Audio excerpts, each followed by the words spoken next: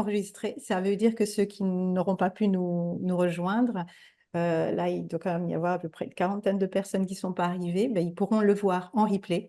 Par contre, les cercles de transmission ne seront pas diffusés en replay. Le but des cercles de transmission, enfin, le thème, c'est vraiment au cœur de l'intimité, donc voilà, faire en sorte que les partages, la confidentialité des partages reste voilà, qu'il y ait cette sécurité, ce cocon pour le partage, il n'y aura pas de replay.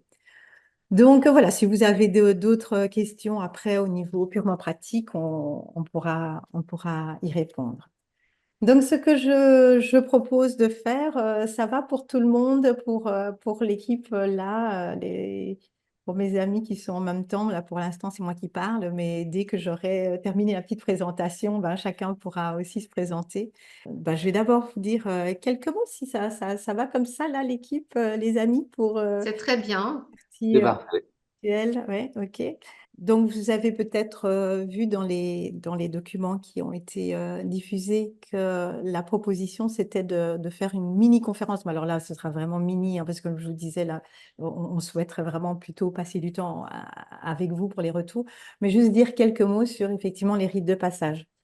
Alors, d'abord, peut-être, comment ça nous est venu, cette idée de cercle de transmission? D'abord, ça a été cette organisation ici de cet événement de mars à juin.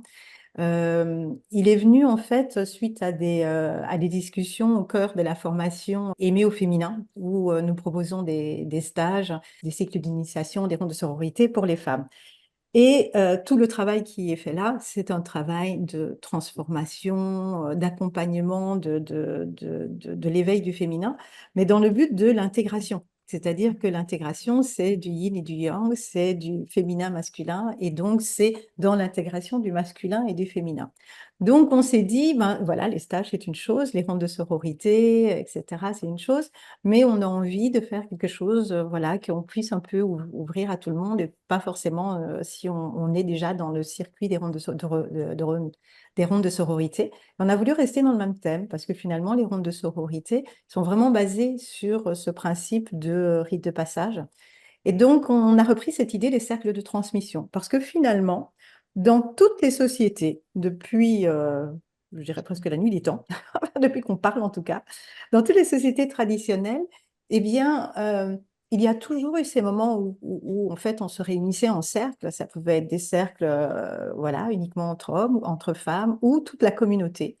Et que ces cercles, c'était à travers ces cercles que les transmissions se faisaient et que les transmissions, eh bien, pouvaient se reproduire comme ça de génération euh, en génération, c'est-à-dire que ce qui était important pour le groupe communautaire, les savoirs, les sagesses acquises par les aînés, je ne sais pas moi, la connaissance de certains remèdes médicaux, de guérison, les règles sociales, etc.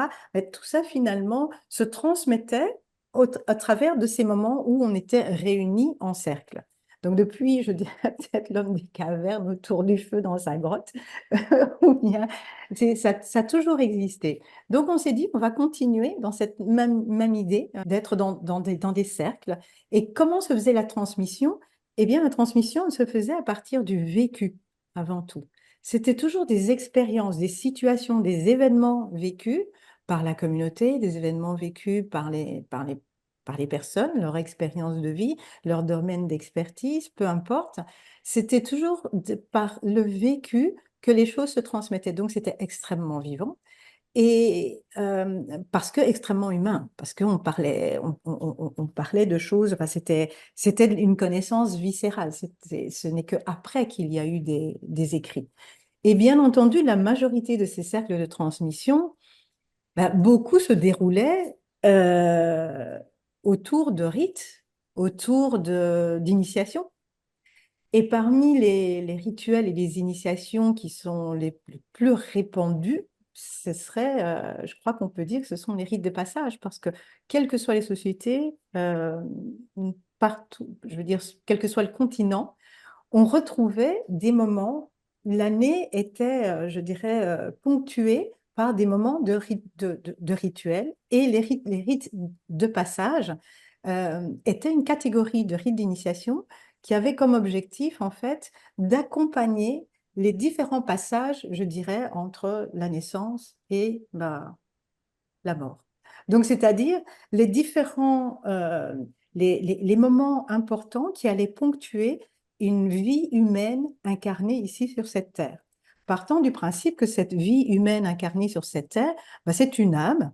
Dans certaines traditions, bah, c'est même l'âme d'un ancêtre, peut-être, qui revient, voilà.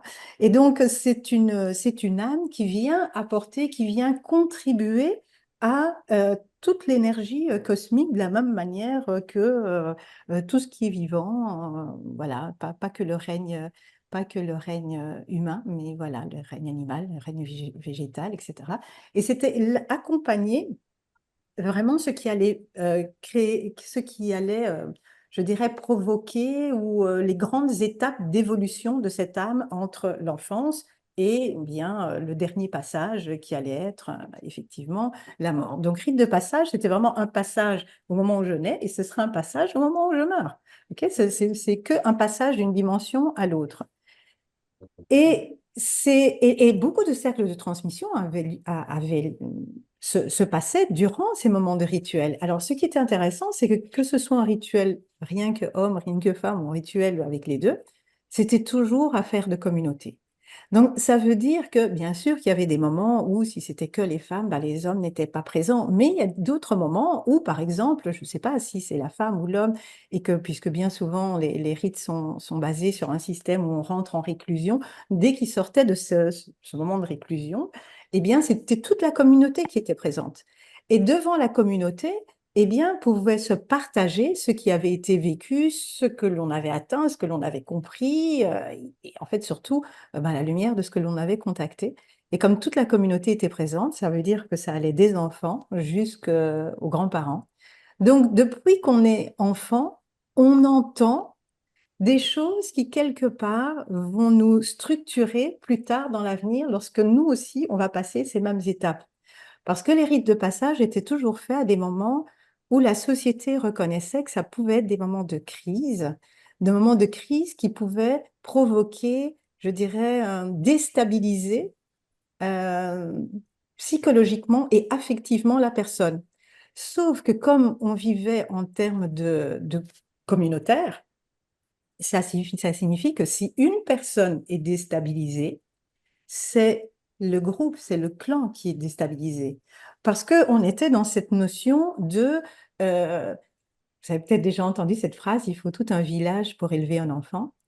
Et donc, il y avait cette notion où les lois cosmiques, qui est notamment ben, l'interdépendance, le lien, nous sommes tous interdépendants. Moi, je me rappelle d'une d'une personne en Amazonie qui me disait mais là, les Européens, là, les Occidentaux, avec votre idée de on est indépendant, on est libre. Et il dit mais ça veut dire quoi là? Vous êtes libre de quoi? Personne n'est libre, vous êtes complètement dépendant. Et il disait est-ce que, est-ce que tu es indépendant de l'air? Est-ce que tu es indépendant du feu? Est-ce que tu es mais bien sûr que non, nous sommes extrêmement interdépendants. La vie, c'est l'interdépendance.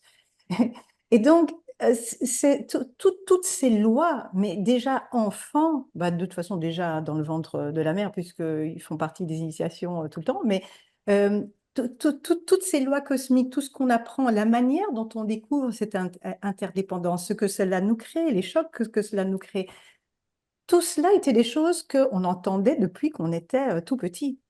Alors, moi, je me rappelle aussi, comme bah, tout petit, même si on dit, oh, les enfants sont en train de jouer, mais en fait, on a une oreille grande comme ça, en train d'entendre tout ce que les grands sont en train de dire.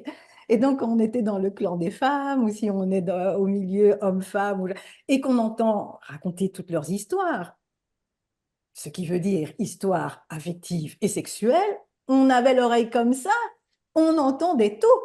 Et donc, c'était des choses où, enfin, tout de suite, on entendait et on était plongé dans ce que c'est que le vécu corporel d'un être humain, le vécu affectif, le vécu émotionnel d'un être humain.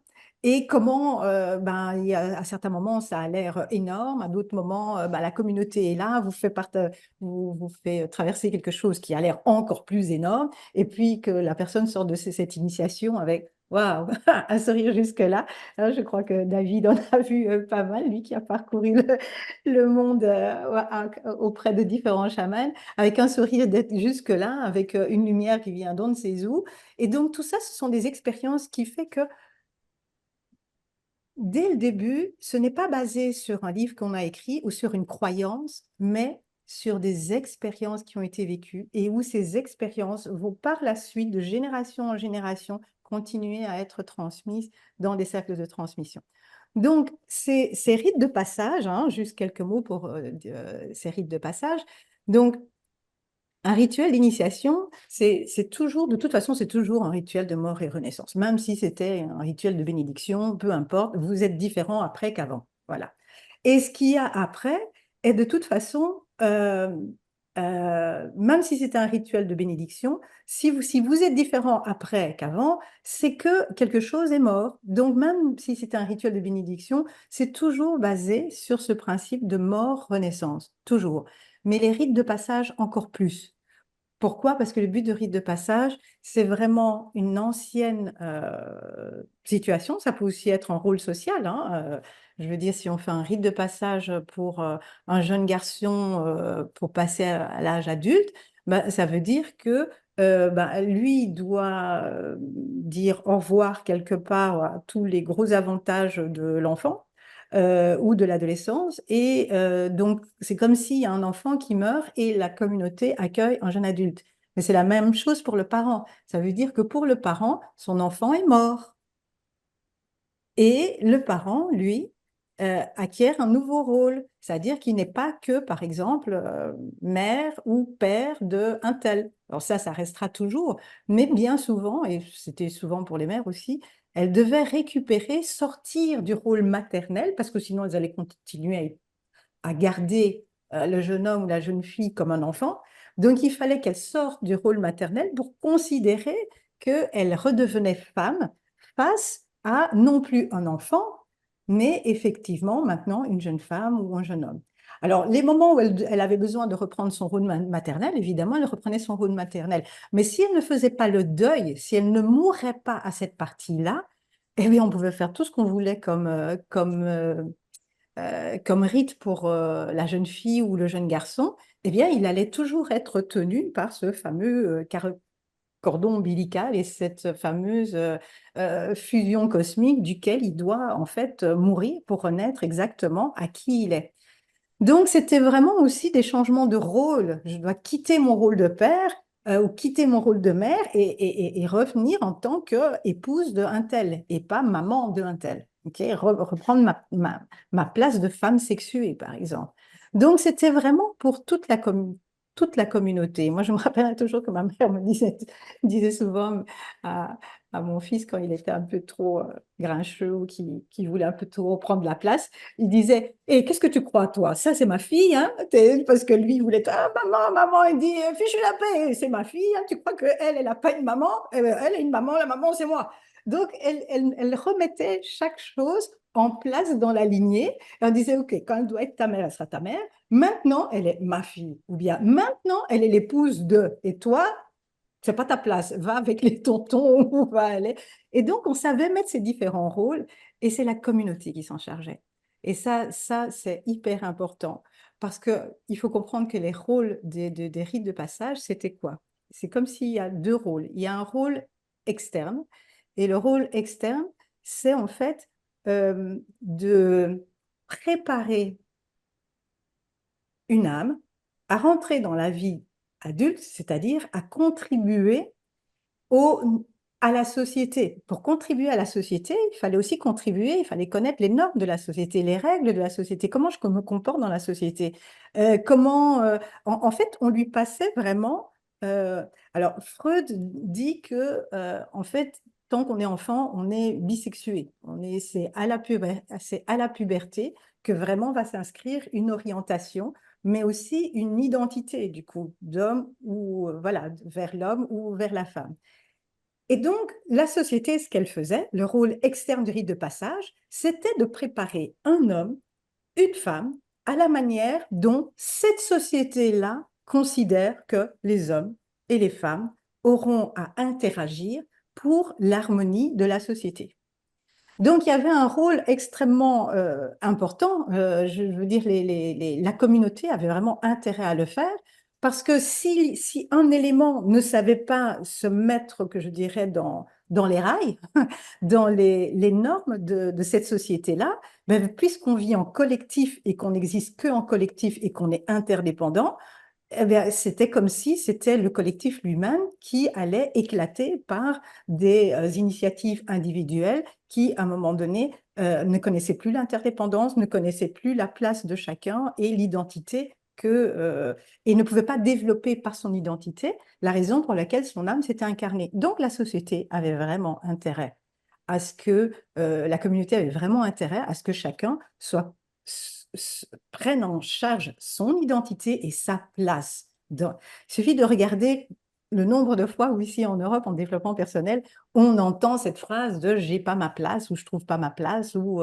j'arrive pas à prendre ma place. Alors ça, c'est vraiment le genre de choses que dans les sociétés communautaires traditionnelles, on n'entend pas. Parce que déjà, ta place, tu l'as déjà à la naissance. On dit, mais cette personne, elle a cette essence-là, cette âme-là, elle a cette essence-là, et elle est venue pour faire ça. Et on va l'accompagner pendant tout son développement dans l'idée de, OK, cette personne a cette essence, et cette essence va venir apporter un plus dans cette communauté. Donc, comment est-ce que la communauté va faire en sorte qu'elle soit bien à la bonne place? Parce que si elle n'est pas à sa place, si elle ne développe pas cette identité-là, ben, ce qui nous a été donné du cosmos ne va pas enrichir la communauté. Donc, ça n'existe pas, cette idée que l'on trouve tellement en développement personnel occidental de je prends ma place, où est ma place et qui est ma place, etc., etc. Et là, voilà, j'ose dire, j'ose pas dire, c'est pas à ce point-là. Ce n'est pas. Et donc là, on comprend le deuxième aspect de la deuxième raison des rites de passage. Donc, il y a une fonction externe, c'est-à-dire faire en sorte qu'une identité s'inscrive dans la norme sociale de la culture en question. Et puis, il y a un deuxième aspect qui est un aspect interne. Et cette partie-là, c'était quoi? Ben, c'était de savoir que l'être humain, au fur et à mesure des différentes étapes de, de son évolution, il allait passer effectivement par certaines crises qui allaient créer, qui sont des crises affectives, voilà, et que ces crises-là allaient créer de l'angoisse, du stress, que forcément, s'il y a ces crises-là, ça allait dévier la personne de son identité et de son essence, et que puisque nous sommes un seul et même groupe social, eh bien, on ne pouvait pas attendre d'une personne par elle-même et elle seule traverser ces moments de crise. On savait que derrière cette crise, c'était toujours des crises existentielles bien plus larges qui en fait impliquent vraiment la présence de cette personne ici sur Terre. C'est pas juste moi, par exemple, qui me sens pas aimée. Non, si je vais plus loin, c'est qu'alors je suis pas aimée par la vie, alors je suis pas aimée par le Créateur, je suis pas aimée par la Pachamama, je suis pas aimée par Dieu, je suis pas. Donc chaque crise est quelque chose de beaucoup plus grand qui nous inscrit dans tout un cosmos et on ne peut pas en sortir seul. Donc c'est vraiment affaire de communauté. C'est la communauté qui vient prendre en charge le, l'énergie bien, comment dirais-je, tout ce qu'il y a derrière, ce qui peut ressembler à peut-être une petite crise d'adolescence. Non, derrière la petite crise d'adolescence, il y a toute une identité d'homme et de femme qui vient sur Terre, qui se joue. Okay. Donc, dans cette identité, on avait tout de suite compris qu'il y a un désir qui est complètement humain et qui fait partie de l'essence même de l'humain, et que ce désir-là est déjà le désir eh bien, de l'opposé complémentaire. Et que ce désir de l'opposé complémentaire, eh bien, finalement, c'est quelque part, c'est la même chose que je ne sais pas si en intervenant, c'est la même chose que le désir du sexe opposé.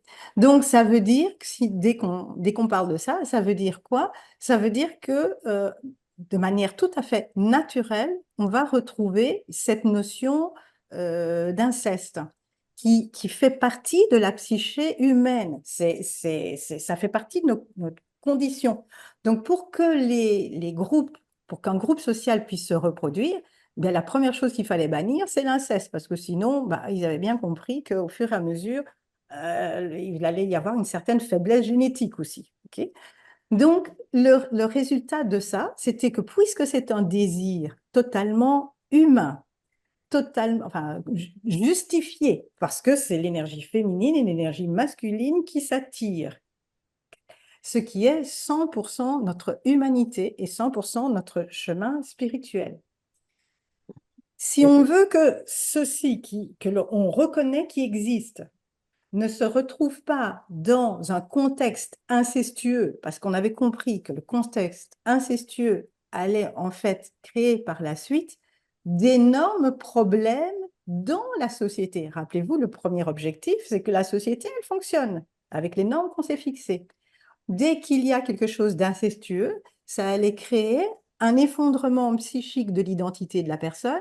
Et bon, là, je ne vais pas reprendre tout ce que cela peut créer. Je pense qu'on est dans une période où, en plus, ça s'entend beaucoup au niveau de l'actualité, tout ce qui remonte là, dans différents domaines. Donc, on savait que ce désir-là, qui est tout à fait normal et naturel, il fallait l'orienter. Et l'orienter, ça voulait dire quoi? Ça veut dire faire en sorte que ce désir naturel ne retombe pas à l'endroit où il irait naturellement, c'est-à-dire où est le premier impact masculin-féminin, bah, en général avec les personnes qui s'occupent de moi. Donc si c'est papa, maman, mon oncle, mon tonton, ma tati, bah, ça veut dire là, dans les familles. Donc il fallait faire en sorte que le rite de passage venait en fait instaurer l'interdit de l'inceste. Ça, c'est l'objectif premier de la partie de l'objectif interne des rites de passage. Instaurer l'interdit de l'inceste et faire en sorte que la personne rencontre son corps, rencontre comment fonctionne un corps et ses désirs. Hein. C'est pas quelque chose qu'elle rencontrait quand elle avait 50 ans. Elle en avait déjà entendu parler quand elle avait 3 ans parce qu'elle courait à côté de ceux qui faisaient leur rite. Et puis après, lorsque la personne se retrouvait en, pour son propre rite de passage, eh bien oui, elle allait apprendre son corps, comment fonctionne son corps dans les rites de passage. Moi, je me souviens d'un rite de passage pour femmes, on leur apprenait comment fonctionnait leur corps, comment faire l'amour à un homme, quel était le désir d'un homme, ce qu'il allait demander, comment. Les hommes, ils apprenaient à comprendre comment une femme avait certains besoins aussi. Donc, ce sont des choses qu'ils apprenaient avec leur père. Ok. Et puis, une chose énorme pour leur psyché, ils devaient aussi sortir de l'endroit de «Oh, maman, la petite fée toute puissance qui m'a mis au monde». C'est-à-dire qu'ils allaient découvrir que maman, pour me mettre au monde, avait eu un acte sexuel exactement comme les désirs que toi, tu es en train de sentir, mon cher futur ado, jeune adulte. Et ça, c'est un choc psychologique, parce qu'il faut comprendre aussi que bien souvent ici, avec des choses qui se vivent de plus en plus tard, bah là-bas, parfois, c'était vraiment tôt. Hein, je veux dire, si une jeune fille à 10 ans, 11 ans entendait parfois certaines choses, parce que c'est pas que entendre, c'est que les rites de passage étaient toujours très incarnés, c'était corporel. Donc évidemment, je ne vais pas expliquer ici comment ça se passe, mais lorsqu'elle apprenait que sa mère avait eu un acte sexuel pour qu'elle soit vivante, elle l'apprenait pas juste parce qu'on le lui disait. Euh, Ça se vivait corporellement, de comprendre comment ça se passait. Et ça, c'est un grand choc psychique dans la sortie de l'enfance. De le voir aussi, enfin, de le vivre de manière, enfin, ça peut être cru, hein, si, je veux dire, si c'est un enfant qui est encore très dans son enfance, très dans l'innocence de l'enfance et un peu dans les petites fées, bah là, on atterrit sur Terre.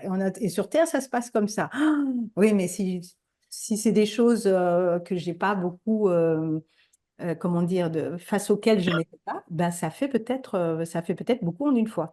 Donc, ça veut dire que pour un enfant, c'est de la désillusion, ça peut être de la honte, ça peut être une manière de juger. Ah, voilà, toutes les idées qu'on peut retrouver d'ailleurs par la suite de c'est sale ou c'est violent ou ça se fait pas. Enfin bref, toutes ces choses-là étaient accompagnées. La personne ne se retrouvait pas seule devant ça. Et pendant qu'elle faisait ça, le parent, lui, faisait le deuil de perdre son enfant. Parce que ça, c'est primordial. Il n'y a pas de rite de passage sans que le parent ait perdu son enfant. Parce que sinon, il n'y a pas de rite de passage. Et donc, ça permet aussi de comprendre que ça ne peut pas être le parent qui fait le rite de passage de son enfant. C'est impossible, parce que s'il fait ça, il continue à maintenir le lien incestueux. Donc non, c'est affaire de communauté. Et c'est la communauté qui permet la séparation et qui permet que chacun reprenne son rôle social. Et en reprenant son rôle de social, ainsi affermir l'identité de la personne et en affermissant son identité, lui permettre alors de devenir vraiment qui elle est. C'est-à-dire qu'un rite de passage, quand je disais que ça pouvait pas être, parce que je dis ça parce que j'en ai vu, j'ai quand même entendu ça quelques fois ici, euh, ça peut pas être la mère qui initie sa fille, quoi. C'est pas possible, non, c'est pas possible. Ok. Bah, déjà, un rite de passage, c'est toujours une question de trois. Ok. Parce que le lien incestueux, c'est quoi? Le lien incestueux, c'est jamais une personne et l'autre. Non, il y a toujours un troisième. Toujours, toujours. Pourquoi? Parce que je me retrouve dans cette dynamique de papa, maman, l'enfant. Et donc, s'il y a eu un lien incestueux entre l'enfant et un des parents, mais est en jeu toute la relation qu'il y a avec l'autre parent. Ok. C'est toujours avec un adulte. Donc, s'il y a eu un lien incestueux, je ne sais pas moi, avec mon oncle, eh ben oui, mais il y a ma tante dans l'affaire. Ok. Donc, c'est toujours une question de trois.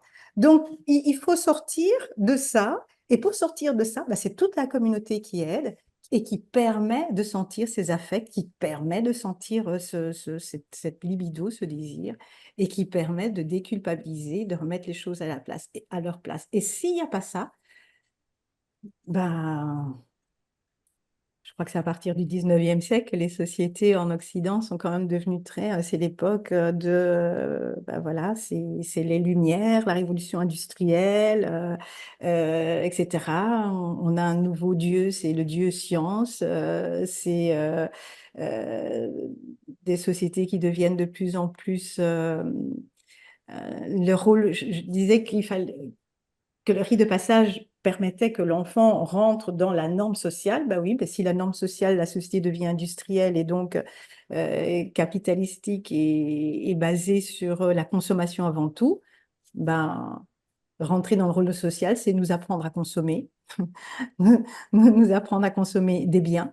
Comment est-ce qu'on fait pour consommer des biens? Ben, en étant en manque de ces biens. Comment est-ce qu'on fait pour être en manque de ces biens? En frustrant au maximum le fait d'être nourri par ce que la nature a prévu. Donc, on a été de plus en plus, nous, déconnectés de la nature, aussi bien la nature extérieure, hein, le monde, la connexion avec la nature et le cosmos, que déconnectés de notre propre nature. Et donc, et du coup, des craintes par rapport à la sexualité, des craintes par rapport au contact avec l'autre, le lien, puisque nous sommes interdépendants.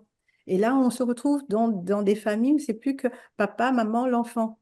Donc, même si l'enfant, parfois, même aller passer du temps chez la grand-mère, c'est pas bien vu. La mère, elle est jalouse qu'elle aille chez la grand-mère. Enfin, bref, tout nous montre qu'il y a que l'interdépendance, enfin, on coupe tous les liens et ça doit juste être nous. Alors que dans les sociétés communautaires, eh bien, c'était vraiment le groupe social qui prenait en charge tous ces affects qui sont aussi naturels, mais il les prenait en charge. Et là, on se retrouve tout seul, il n'y a plus personne pour les prendre en charge, on est déconnecté de notre nature, déconnecté de la nature, et donc puisqu'on est déconnecté, ben, voilà, toute cette déconnexion-là, ben, que ce soit Reich, que ce soit Freud, puisqu'on donne la primauté après ben, aux sciences, à la psychanalyse, à ce qu'on a compris des psychothérapies, ben, ça s'appelle des grandes névroses. Et dans la névrose, qu'est-ce que je fais? Ben, je vais refouler tout ça, et je vais éventuellement ben, sublimer, reporter tous ces affects sur l'extérieur. Et que me propose la société? Ben, des biens de consommation. Donc, plus je suis déconnectée de ma nature, plus je suis déconnectée de la nature, plus pour calmer ce stress et cette angoisse, je vais aller déposer ce flux de libido sur quoi? Sur des biens de consommation. Des biens de consommation, un comportement, puisque les sociétés deviennent très atomisées, hein, comme on dit, il n'y a plus que papa, maman. Donc, les affects, ils vont se dérouler où? Ben, dans la famille. Et donc, une société qui devient de plus en plus incestueuse. Donc, des psychés qui deviennent de plus en plus détruites psychiquement. Lorsqu'on comprend ce qu'un inceste crée psychiquement pour la personne, c'est vraiment une destruction psychique. C'est pas possible autrement. Et donc, on se retrouve dans des sociétés, dans des entreprises, dans des cercles spirituels, dans des thérapies, face à toute une énergie complètement incestueuse. Voilà. Donc, voilà, le problème de départ de la névrose est bien maintenu. Bon, l'avantage, c'est que du coup, on consomme bien, hein. Ça, pour consommer, on consomme.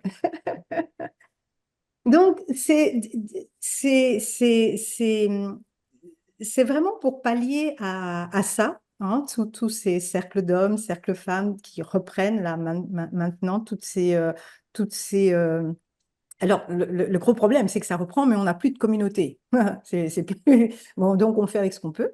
Donc, d'où, voilà, l'importance que vous soyez présents et l'importance que dans ces cercles de transmission, bien, puisque l'idée, c'est, je peux transmettre qu'à partir de mon expérience, que ce que j'ai vraiment vécu.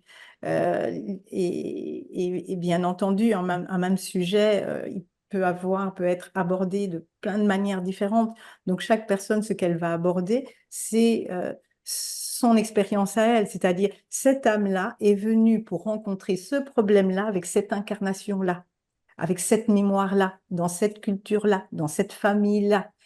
Et le but, c'est que dans chaque cercle que nous proposerons entre mars et juin, qu'il y ait effectivement un intervenant qui puisse partager son expérience, et puis aussi ce qu'il en a compris, et puis aussi peut-être les outils qui l'ont aidé à traverser ça, hein, puisque aujourd'hui, c'est plus forcément une communauté. Donc, ce sont des outils aussi, hein. Ce sont parfois des parcours spirituels, une quête spirituelle qui nous a amené à voilà, comment la reconstruction par rapport à un thème s'est opérée pour cette personne-là.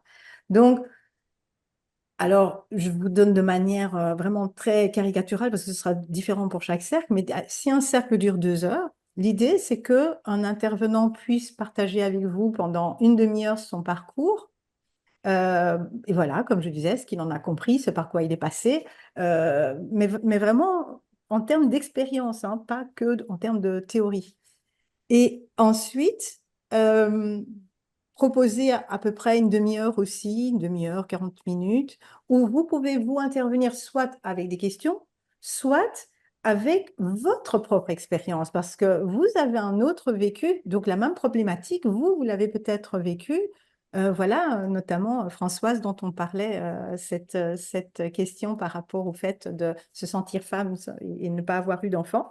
Eh bien, on serait 10 femmes, on serait 10 femmes qui l'avons vécu de manière différente. Donc, que chacune puisse aussi apporter son éclairage. Et de cette manière-là, c'est comme si on réunit un peu plus de cette expérience humaine-là, qui sera le sujet du thème du cercle de transmission. Puis ensuite, à peu près 1 heure, qui serait un moment d'intégration, où l'intervenant vous propose avec bon, bah, l'outil qui est le sien, la quête spirituelle qui a été la sienne, voilà, maintenant qu'on a partagé ensemble, parce que chacun transmet à l'autre, en fait, c'est vraiment histoire de résonance. Maintenant, à partir de là, eh bien, on vous propose voilà, une pratique.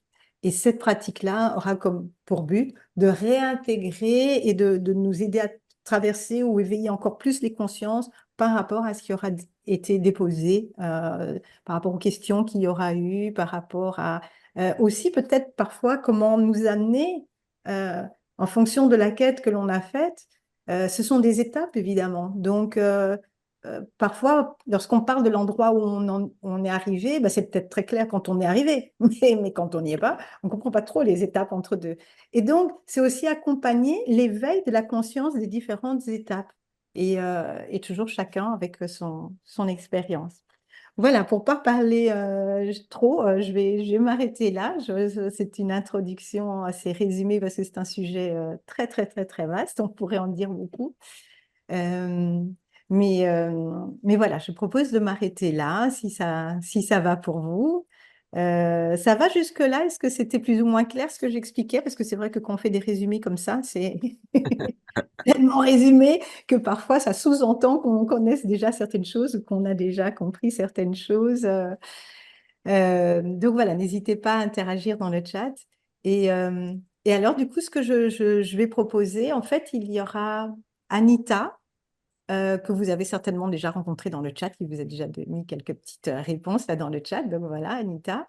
Et il y aura Nathalie aussi qui fera un peu le lien avec ce que vous pourriez avoir comme question dans le chat ou, voilà, ou réflexion, ou voilà, qui nous remontera un peu vos informations. Et Donc, d'ailleurs, Edwige dit que c'est très clair pour elle et Daniel remercie pour le rappel des bases. merci. Merci beaucoup. Bah, c'est bien d'entendre que ce sont des bases. Mhm. Oui, et donc Nathalie fera le lien. Et ce que je propose donc maintenant, c'est que chaque intervenant, voilà, pendant 2, 3 minutes, parce que l'idée, c'est qu'après, vous puissiez les interpeller, comme ça, ils puissent parler encore un peu plus longtemps avec vous, mais que la présentation, on ait le temps voilà, pour que chaque personne puisse présenter. Et la proposition, c'est de faire cette présentation, mais sur base, dans l'ordre des dates, hein, des différents cercles, hein. Donc, Nathalie, je te laisse. Alors, le 12 mars à 12h30 et à 20h, donc ça se fera en deux parties, Anne-Laure va nous présenter le couple face aux difficultés de procréation. Oui, merci. Merci Nathalie.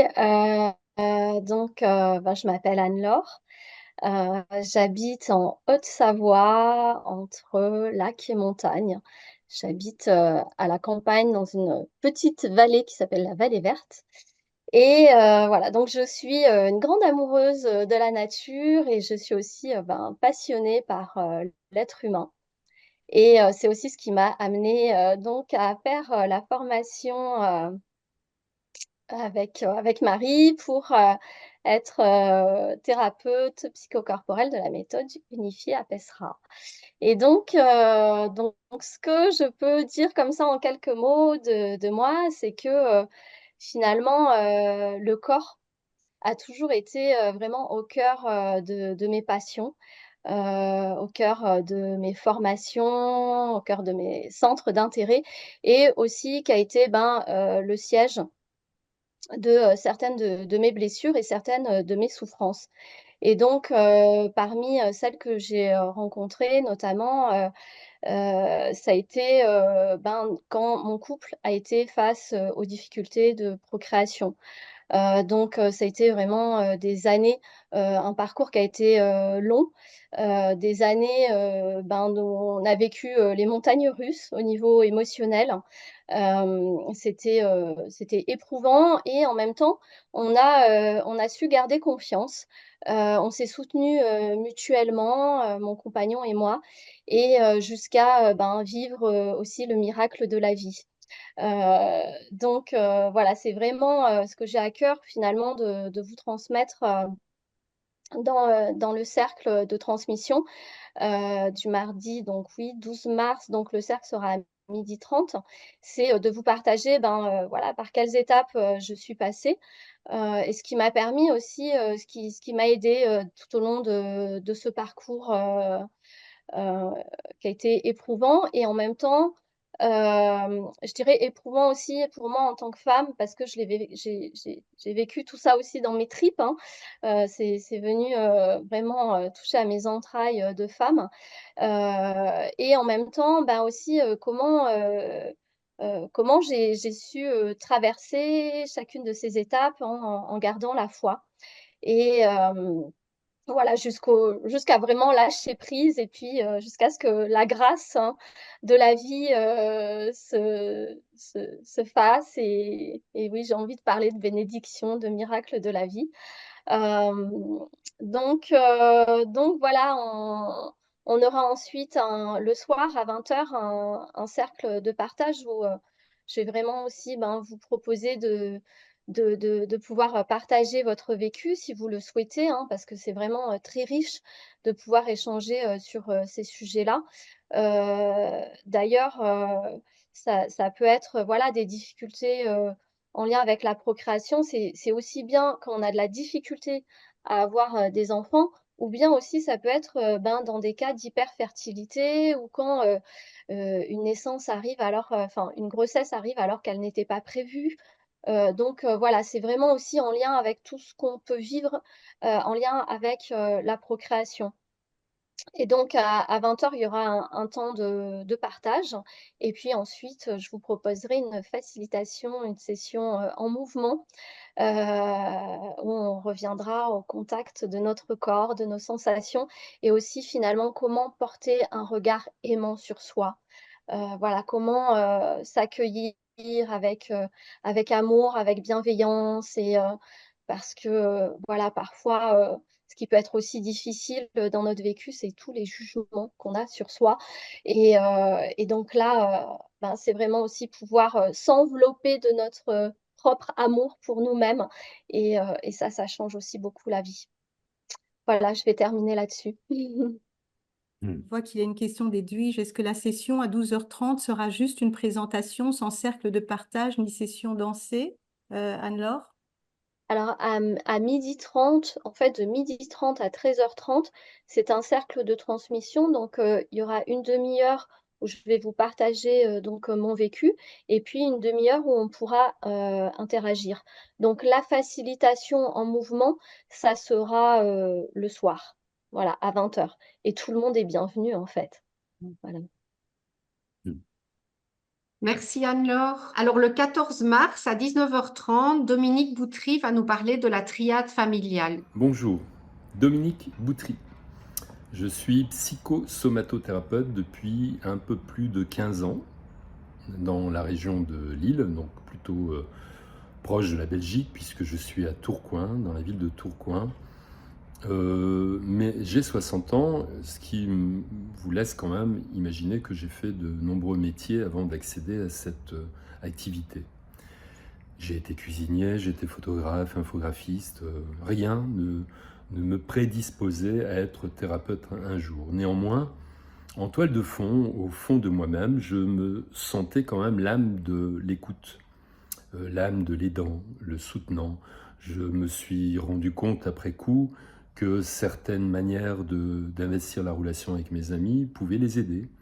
Et j'avais aussi des réactions face à un public qui pouvait me prédestiner à être, comment dire, médiateur, vous voyez, de trouver des solutions. Bon, bref, je sens qu'au fond de moi-même, et depuis tout le temps, ce métier que j'exerce aujourd'hui n'est pas anodin, n'est pas un hasard, que le fil conducteur de la vie m'a conduit à accéder à ça. Et accéder à ce que je suis aujourd'hui n'aurait jamais pu être possible sans l'écoute attentive à ce que je ressentais, c'est-à-dire ce mouvement au niveau de l'âme qui, elle seule, c'est là où je dois me retrouver demain et après-demain. Et bien sûr, dans ces conditions, lorsque l'on est connecté à l'âme, de se rendre compte qu'il y a un pouvoir aussi puissant qui est celui de la tête, qui souvent nous ralentit, nous mène à procrastiner certaines choses. Donc voilà, ça c'est une petite parenthèse. Qu'est-ce qui m'a porté à être thérapeute et puis d'avoir aussi assisté et été dans des groupes de développement personnel? C'est que, au fond de moi, je me suis rendu compte que je rentrais fréquemment dans des cycles infernales en relation avec des femmes où le gentil petit bonhomme que j'étais, serviable et voire trop, s'oubliait au profit de la relation de la femme. Et dans ces conditions-là, j'œuvrais d'une manière tout à fait logique à être face à un public féminin qui pouvait profiter de cette gentillesse. Au début de ces relations tumultueuses, j'avais cette fâcheuse manie de me reporter vers elles et de les accuser de tous mes déboires. Jusqu'au jour, à force de faire un travail sur moi, je me suis rendu compte que ma relation à ma mère était tumultueuse comme celle de la relation à la femme. C'est ainsi que progressivement, dans mon approche, j'ai pu amener cet outil de la triade La triade est un code barre arrêté. C'est une figure que j'arrête sur un papier qui est la représentation d'un vécu d'un enfant de 0 à 12 ans, dans lequel où on y retrouve vraiment tout le contenu relationnel avec les parents. Je mets entre parenthèses que aucune triade n'est parfaite, aucune relation parentale n'est parfaite, que le travail qui est à faire, c'est vraiment de déceler toute cette interprétation que l'on a pu se faire de nos parents, qui se joue encore aujourd'hui dans notre relation de vie. Et que tant que cette chose, entre guillemets, ce contenu mental n'est pas solutionné et mis en lumière et en conscience, nous risquons d'être finalement cycliquement dans les mêmes scénarios dévastateurs. Donc ma relation avec ma mère qui était plutôt difficile, j'ai dû à un moment donné donc mettre en évidence que ce contenu pouvait être aussi un contenu qui m'aurait permis de changer la donne et le résultat de mes relations avec les femmes. En attendant, jusque-là, il m'a fallu rentrer dans des scénarios dévastateurs, de mettre de la lucidité, de moduler, de modifier mon comportement et au fur et à mesure de me rendre compte que plus je mettais en action certaines choses qui pouvaient éventuellement contrarier ce mental, et plus j'arrivais et j'accédais à de nouvelles dimensions relationnelles. Et plus la qualité de mes relations avec les femmes se faisait meilleure. La triade familiale est finalement un merveilleux outil et peut être aussi un merveilleux poison lorsque l'on n'y met pas suffisamment de conscience. L'outil de la triade permet d'avoir une lucidité sur tous ces travers, toutes ces richesses qui sont en lien avec notre père, notre mère, avec ce que l'on a pu percevoir de la relation de nos parents et de la relation familiale dans laquelle nous trempons. Je vous remercie, à très bientôt. Le cercle suivant a lieu le 21 mars à 19h30 sur le thème de Amour et illusion des flammes jumelles. La présentation se fait par date, mais comme j'ai plusieurs dates, je vais présenter le tout. Je dirais que d'abord, je suis le résultat, le fruit de deux cultures. Voilà, déjà la culture africaine et la culture européenne. Puis après, le fait d'avoir voyagé. Ces voyages m'ont montré qu'il y avait d'autres coins dans ce monde auquel probablement j'appartenais, tout simplement parce que quand j'y étais, c'était du connu. C'est-à-dire pas seulement connu en termes de les lieux physiques, les paysages, mais aussi la mentalité, les rituels que ces personnes faisaient, je les connaissais. Donc, c'est comme si j'ai récupéré, et c'est ce qui s'est passé notamment quand j'étais en Amérique latine et aussi en Polynésie. Donc, c'était tout le temps quand même assez un peu des chocs. Et donc, c'est là pour dire que c'est comme si je me suis rendu compte tout de suite, en tout cas dès le départ avec cette culture, ces deux cultures, papa, maman, voilà, avec qui me font grandir avec, je parlais des règles sociales tout à l'heure lorsque je parlais des rites de passage, qui me font tout de suite découvrir des règles sociales qui sont mais complètement différentes, des manières de se comporter qui sont complètement différentes, des manières de penser, de croire le monde, ce qui fait que je découvre tout de suite, je dirais, les dualités et les polarités. Et puis alors après, lorsque je le rencontre encore dans d'autres pays, là, je me rends compte que, ben oui, je rencontre aussi bien la richesse de ce qui est différent, mais je pense qu'au début, c'est une question de survie. C'est-à-dire que pour ne pas me sentir moi-même disloquée dans ces différentes parties, parce que en plus, ça ne s'entendait pas toujours bien dans ces différentes parties. Chacun a tiré un peu, voilà. Moi, j'ai compris, l'autre n'a rien compris. Mais lorsqu'on est au milieu, en tant qu'enfant, c'est comme si on vivait un morcellement, en fait. Et je pense que pour survivre à ça, je me suis très vite faufilée dans une voie de comprendre ce qu'était l'essence des choses, comprendre ce qu'était la source des choses, ce qui en fait était identique, quelle que soit la forme qui, elle, pouvait être différente. Je pense que c'était vraiment une question de survie qui fait que j'ai compris ça très, très vite, en fait, parce que c'était ou ça ou du morcellement. Donc, c'est vraiment avec le recul que je réalisais ça. Donc, c'était vraiment une manière de retrouver de l'équilibre pour moi. Ce qui fait que des années plus tard, lorsque j'ai créé, par exemple, la formation à PESRA, eh bien, oui, bien sûr que ça a été ma quête, de la même manière que pour survivre, il fallait que je trouve l'essence des choses et que je trouve la richesse des différences plutôt que les conflits. Parce qu'en tant qu'enfant, bah, les conflits, ça voulait dire que c'était... Moi, j'avais les mêmes conflits intérieurs puisque c'était des proches qui me mettaient ces conflits-là. Donc, c'était impossible d'arbitrer. Donc, ce que j'ai fait dans la formation APESRA, tout naturellement, j'ai fait la même chose, c'est-à-dire que j'ai cherché à réunifier les différentes techniques thérapeutiques, que ce soit la partie réunifier aussi bien la psychanalyse que du psychocorporel, que de l'accompagnement, réunifier avec l'énergétique, réunifier avec la quête spirituelle, parce que pour moi, ce n'était pas séparé du tout. Or, quand j'allais dans le monde spirituel, on critiquait les thérapies. Puis quand j'allais dans les thérapies, ils disaient de toute façon, le monde spirituel, ils n'ont rien compris parce que tant qu'ils n'ont pas passé et compris leur moi, ce qui est refoulé, etc., etc., leur quête spirituelle, c'est un évitement. Or, je pouvais voir comment chacun avait raison dans sa forme. Donc, je pense que naturellement, c'est ce que j'ai aussi fait avec Apesra et qui me semblait pour moi naturel. Euh, donc, ça s'est mis tout seul. J'ai pas réfléchi. Je crois que ça a été mon mécanisme de survie, de comprendre ce qu'était la source. Donc, du coup, après avoir mis cela en place, il a été question des cercles de transmission, je me suis aussi rappelé ce qui s'est passé en 2020. Lorsqu'on était bien confinés là, tous dans les maisons, voilà.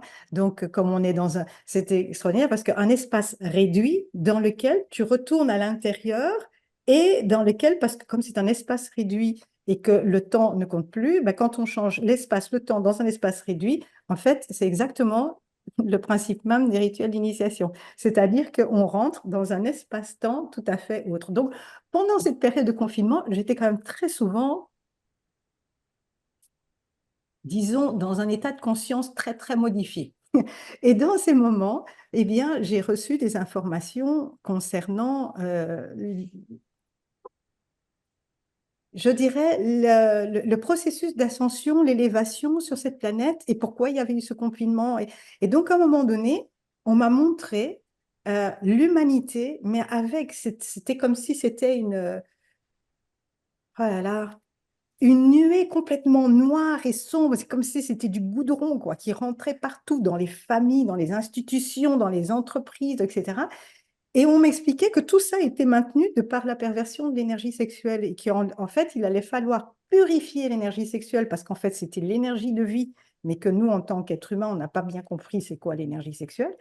Euh, et qu'en fait, que ça avait complètement perverti l'ensemble. Et donc, on me montrait aussi bien des institutions spirituelles que des entreprises, que des familles. C'était partout. Et que donc, en fait, on était tous sous la coupe de cette énorme masse goudronneuse et qu'il allait falloir sortir de là pour, pour arriver à cette élévation et à ce que le féminin, masculin, et donc l'essence et la source même se réunissent.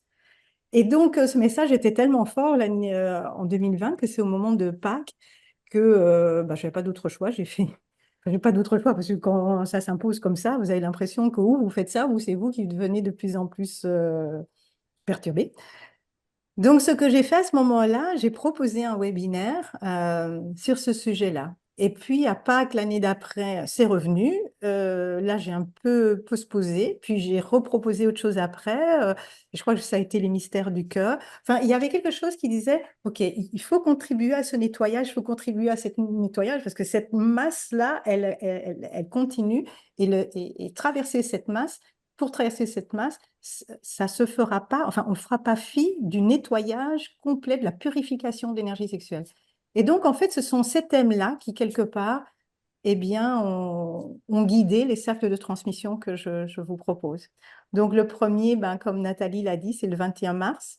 Et le thème, ce sera Amour et illusion des flammes jumelles. Euh, en comprenant que c'est comme si c'est un des bastions où le féminin masculin fait sa dernière tentative de se rencontrer et de sortir de ses illusions, parce qu'en fait, on découvrira pendant le cercle de transmission que, en fait, c'est pas à cet endroit-là que ça se passe. Mais je trouvais qu'il y a tellement de littérature, de choses que l'on voit, enfin, dans les réseaux, tout ça, sur les âmes jumelles, que je me suis dit, bon, bah, c'est super, parce que c'est vraiment ce que j'ai vécu pendant une bonne partie de ma vie, et où, à un moment donné, lorsqu'il y a eu la sortie de cette illusion, c'était assez effarant. Donc, je me suis dit, bon, bah oui, c'est un chouette sujet.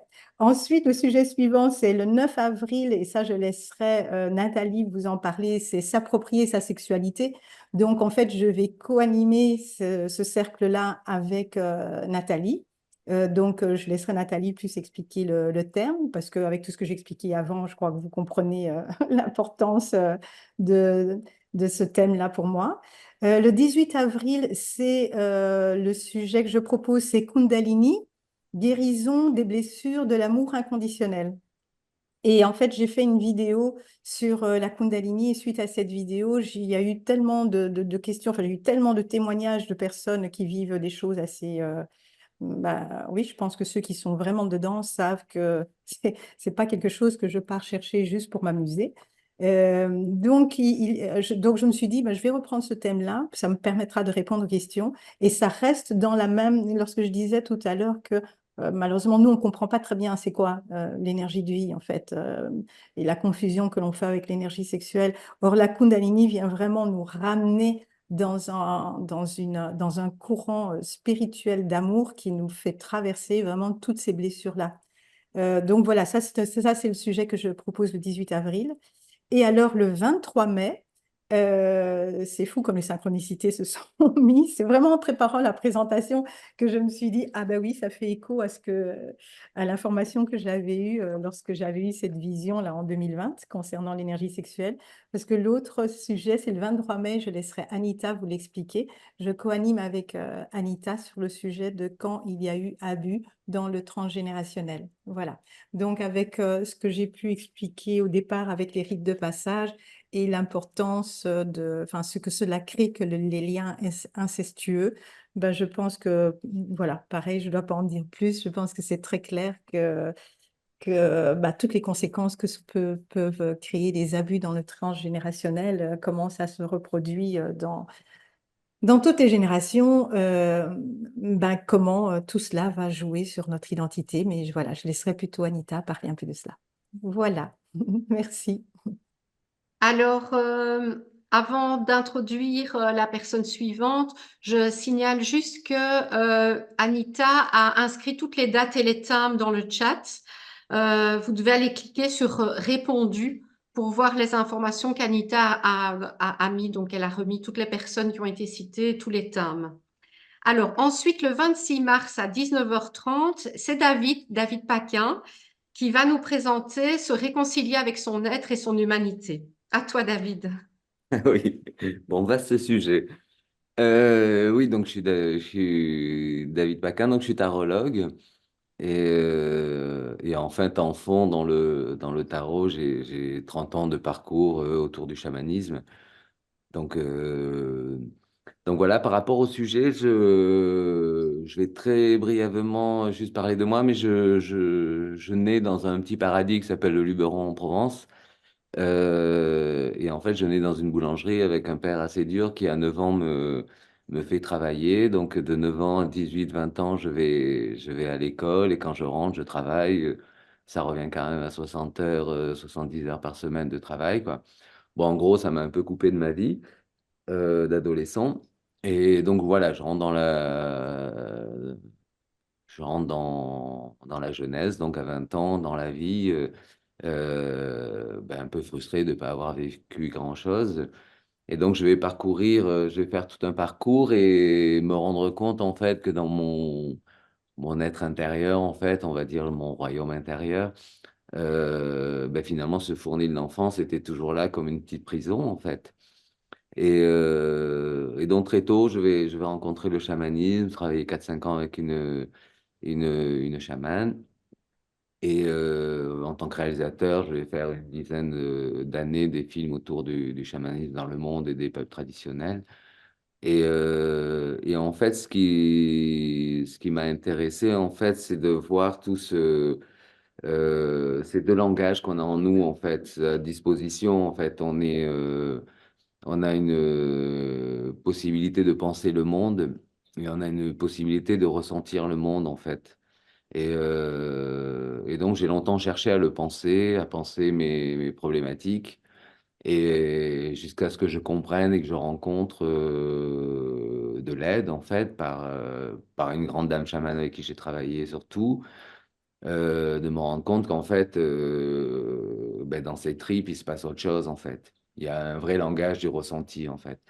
Et voilà, c'est en fait toute mathématique autour du tarot, parce que dans le tarot, il y a vraiment ce parcours initiatique qui est complètement présent. Et c'est vraiment d'aller voir un petit peu ça en nous, en fait, ce royaume intérieur qui est en nous, et voir un peu cette dichotomie entre je pense et est-ce que je ressens vraiment ce que je suis, ce qu'il y a vraiment à l'intérieur de moi.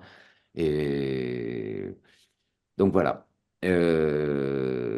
Ça, c'est ma thématique. C'est une des thématiques. Et une deuxième, c'était vraiment ce sur dont Maria parlait beaucoup. Donc pendant 10 ans, donc j'ai fait un peu le tour du monde dans des communautés autour du chamanisme. Donc j'ai assisté à beaucoup de rituels et de rites de passage.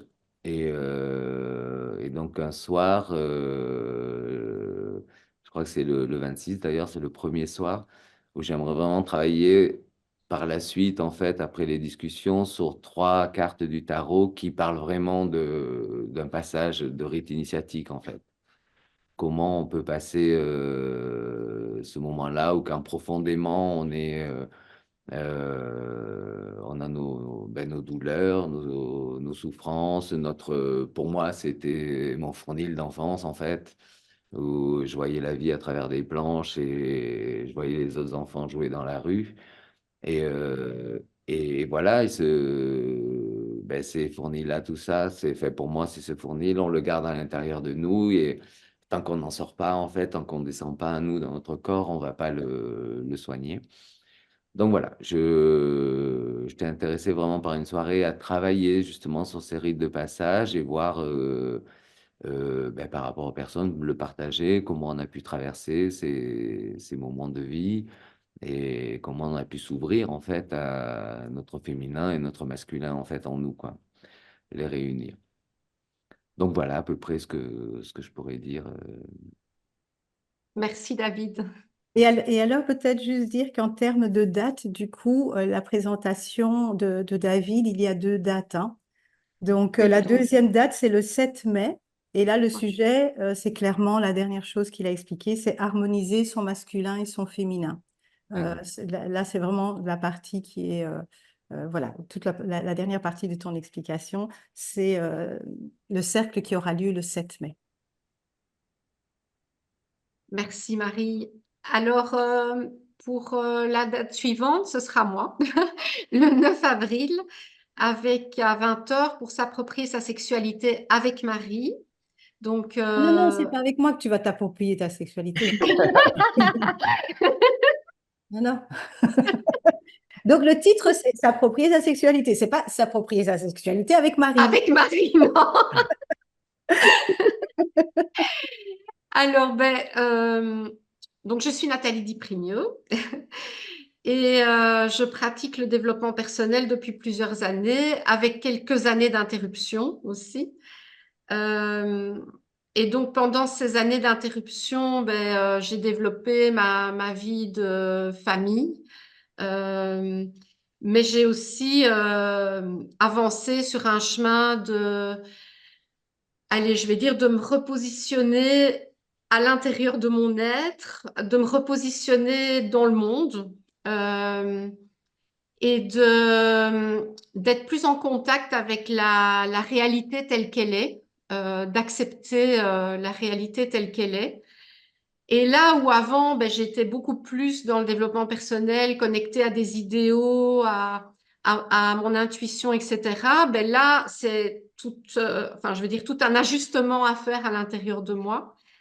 Et je reviens donc maintenant dans la pratique du développement personnel avec Apesra, euh, riche de tout ça. Et donc, j'ai forcément été très touchée par la proposition des cercles de transmission, parce que pour moi, c'était vraiment transmettre au départ de notre expérience, de notre vécu. Donc là, c'est habiter. Il n'est pas question d'édulcorer ou de montrer un idéal, un chemin à suivre, mais vraiment de parler de ce qui a été difficile, de comment on a fait avec ce qui a été difficile, de ce que j'ai fait moi avec ce qui a été difficile et de qu'est-ce qui le reste encore.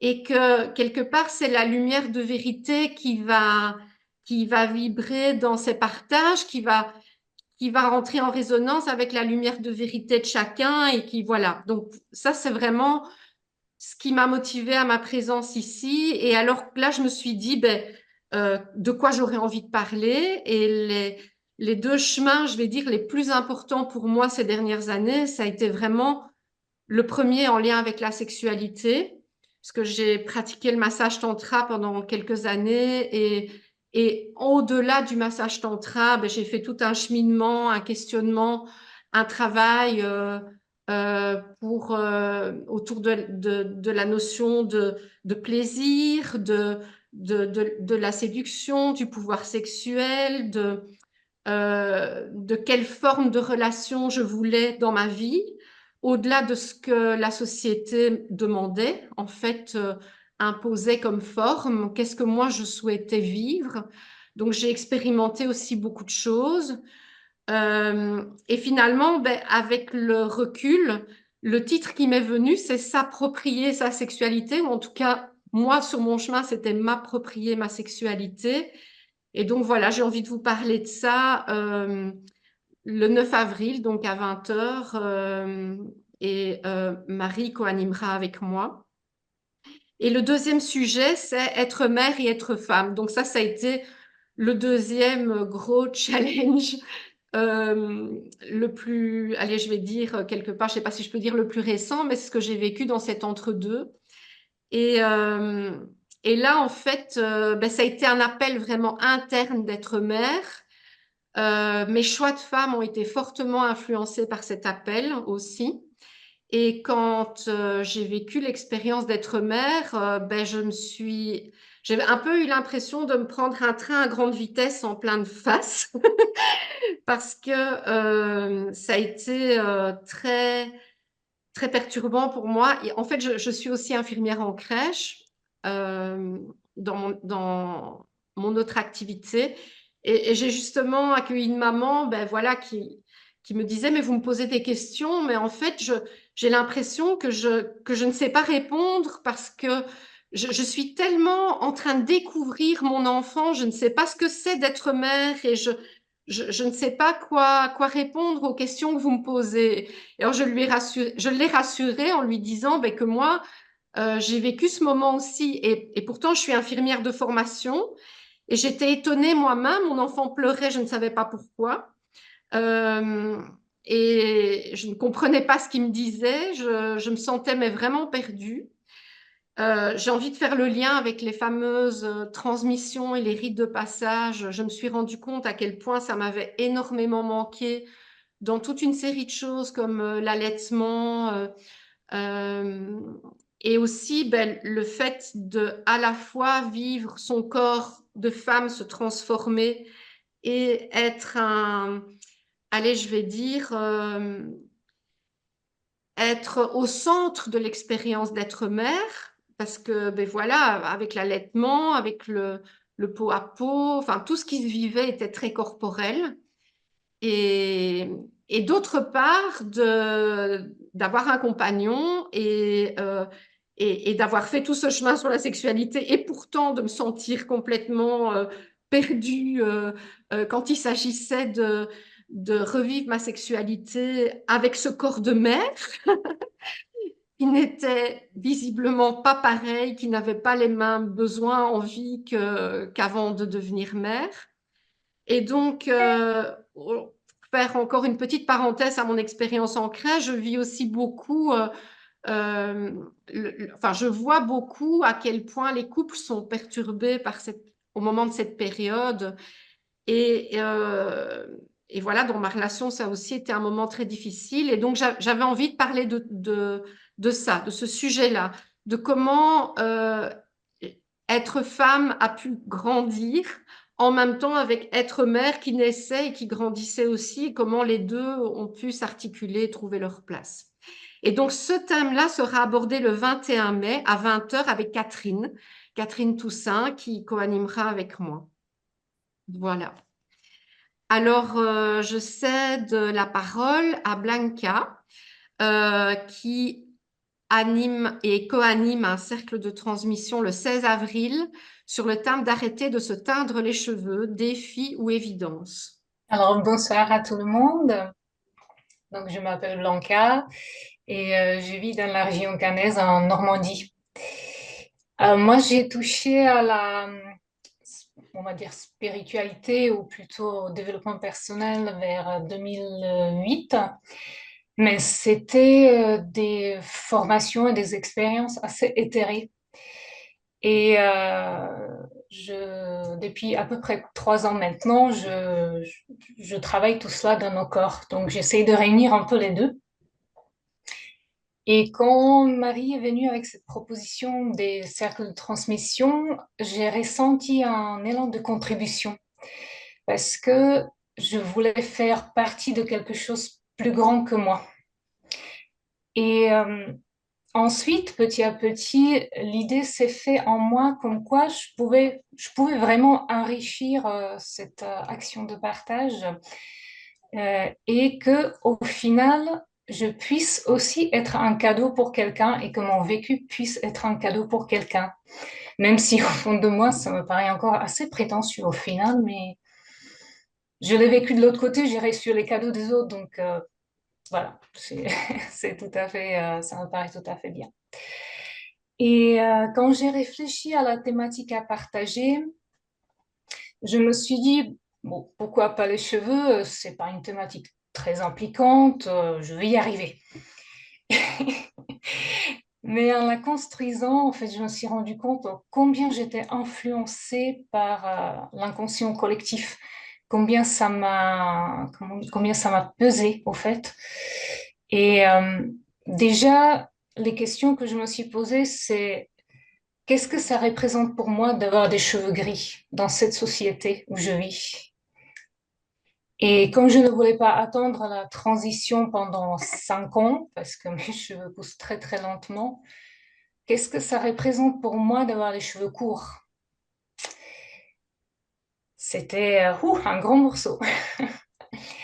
Et au final, tout cela a touché également à mon lien à la féminité et à ma vision de ma féminité. Donc j'ai rencontré des peurs, j'ai rencontré la honte et j'ai aussi dû travailler mon estime de moi ou plutôt l'idéal de moi. Et c'était les autres personnes en fait qui m'ont fait tenir le cap, qui m'ont fait tenir face à mes doutes et résister à mon envie de me retenir les cheveux et puis faire machine arrière et cacher ma sagesse.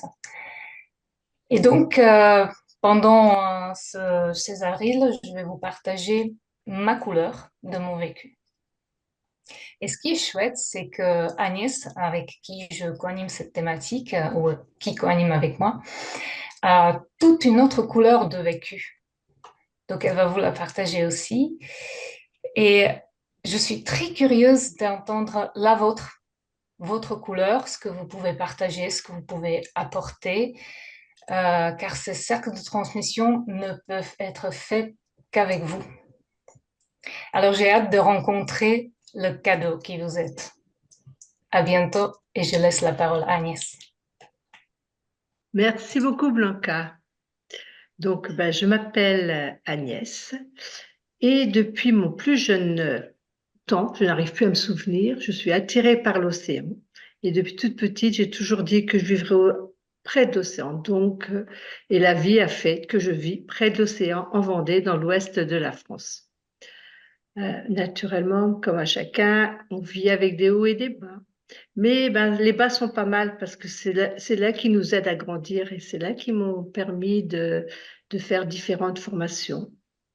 Et arrivé à un moment, ben, j'avais besoin d'unifier parce que je trouvais que ça partait dans tous les sens. Et c'est là que j'ai rencontré la méthode unifiée d'Apesra qui m'a beaucoup aidée et qui, avec le temps, ben, je constate qu'elle m'aide aussi dans mon métier parce que je vois maintenant mon métier complètement différemment. Je suis kinésithérapeute et je travaille beaucoup plus en holistique. Je suis à l'écoute des patients.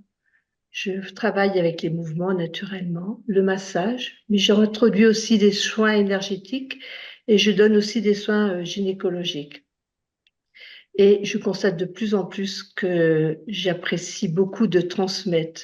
Et même si une séance de kiné, ce n'est que de la parole, et ben pour moi, c'est quand même ma séance de kiné où je transmets. Et c'est vraiment pour moi un plaisir.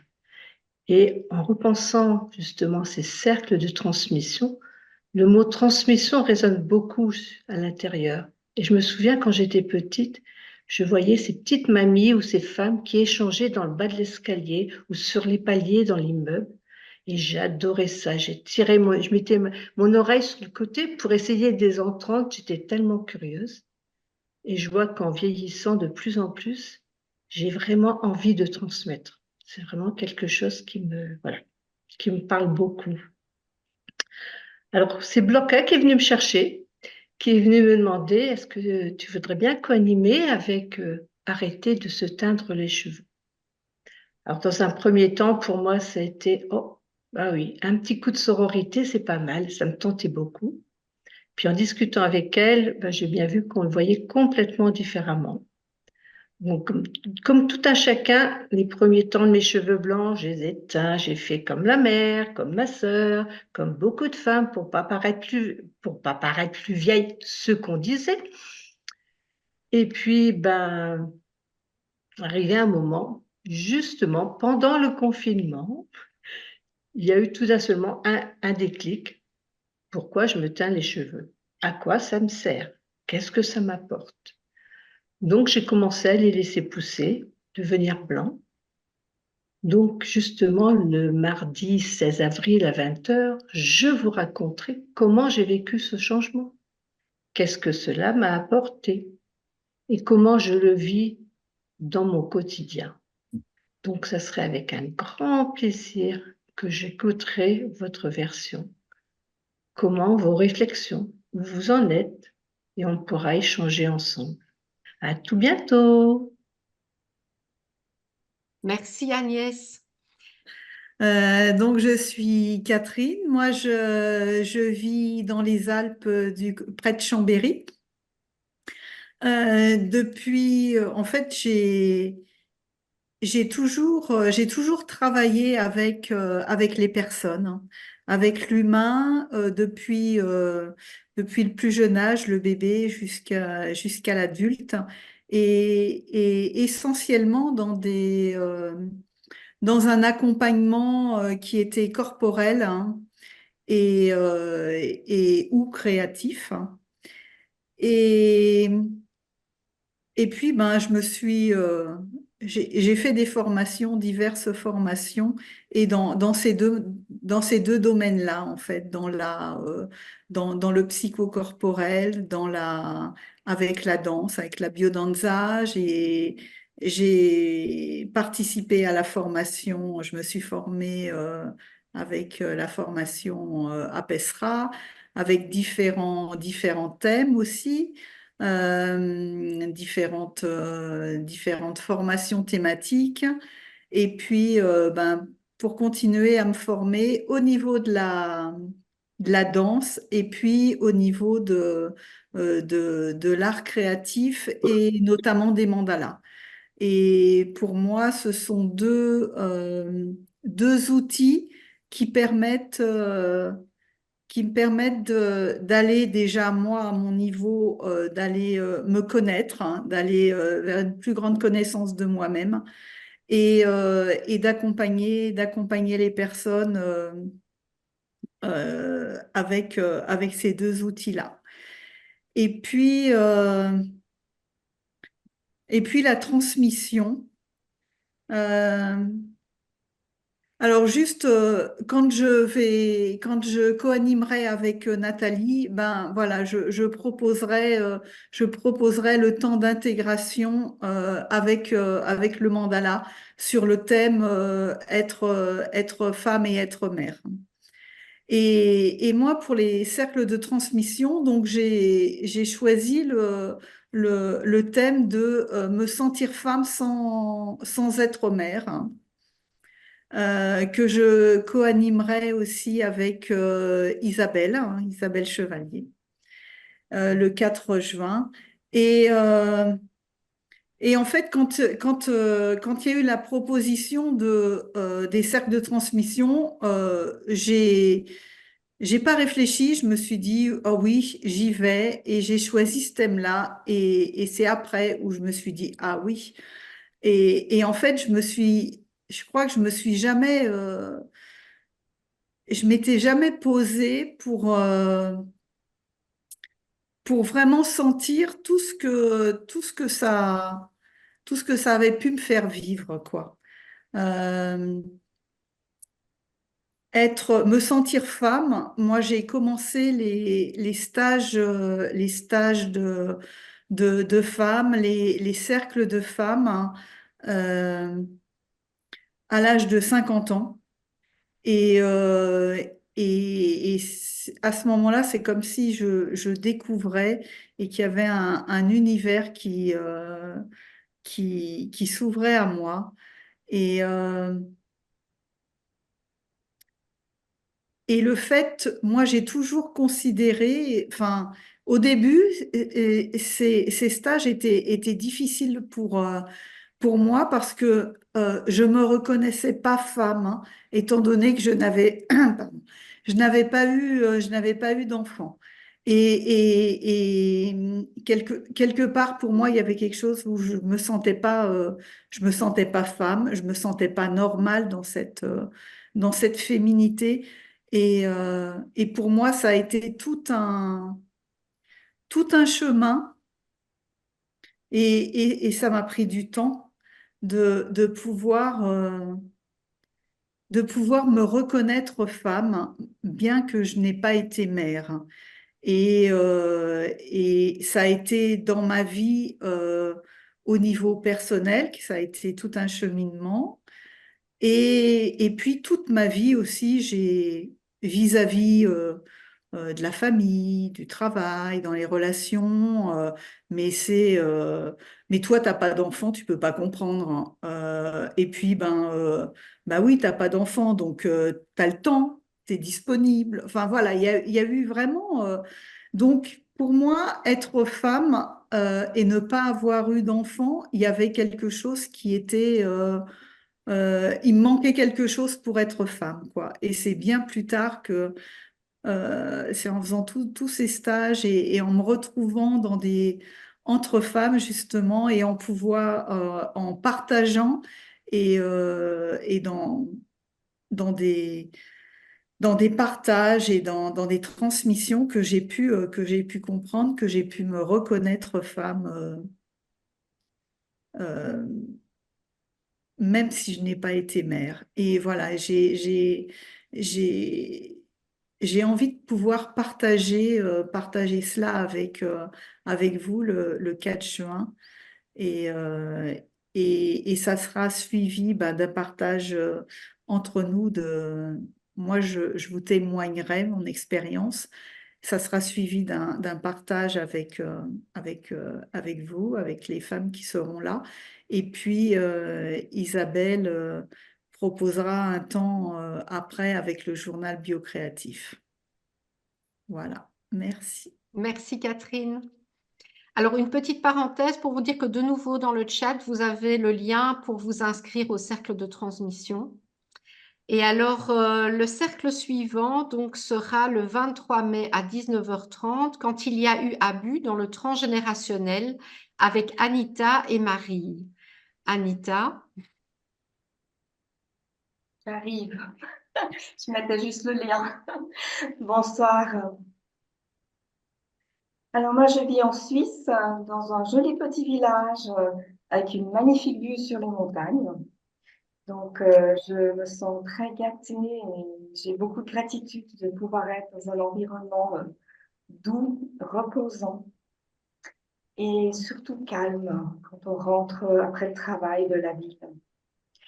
Et je suis donc Suissesse, née à Genève de parents suisses-allemands, donc du côté allemand de la Suisse et du côté italien du Tessin. Un petit mélange né à Genève. Et je me sens vraiment ce soir par rapport au sujet aussi qui est venu en début d'année. J'ai réalisé à un moment donné que je me sentais très, très touchée par les mouvements MeToo, par tout ce qui se passait au niveau de l'abus, tout ce qui remonte depuis pas mal de mois, d'années. Et je ne comprenais pas, en fait, qu'est-ce qui était vraiment touché à l'intérieur. Et là, il y a quelques semaines, j'ai commencé à me poser la question, mais est-ce que moi-même, j'aurais vécu un abus et je ne me souviens pas du tout? Et une nuit est venue vraiment dans un rêve, cette information et ce rappel, et pourtant je le sais, l'histoire, je la connais très bien, de ma grand-mère paternelle, justement au sud du Tessin, dans la partie italienne, très très catholique, donc vous imaginez, il y a plus de 80 ans. Elle a subi un abus sexuel à l'âge de 18 ans et elle est tombée enceinte. Et la personne n'a absolument pas voulu reconnaître l'enfant, ni l'épouser, ou quoi que ce soit. Elle s'est retrouvée mère célibataire, avec tout ce que ça prend comme ampleur, en fait. Et au travers de l'histoire de ma grand-mère et donc de mon père aussi, nous n'avons jamais su qui est en fait mon grand-père. Elle ne l'a jamais voulu me dire. J'ai réalisé que l'abus n'est pas forcément toujours directement, mais il peut être de la génération d'avant, voire de la génération même avant, mais qui peut avoir un impact conséquent sur la vie et je me rends compte qu'il a eu vraiment un impact grand.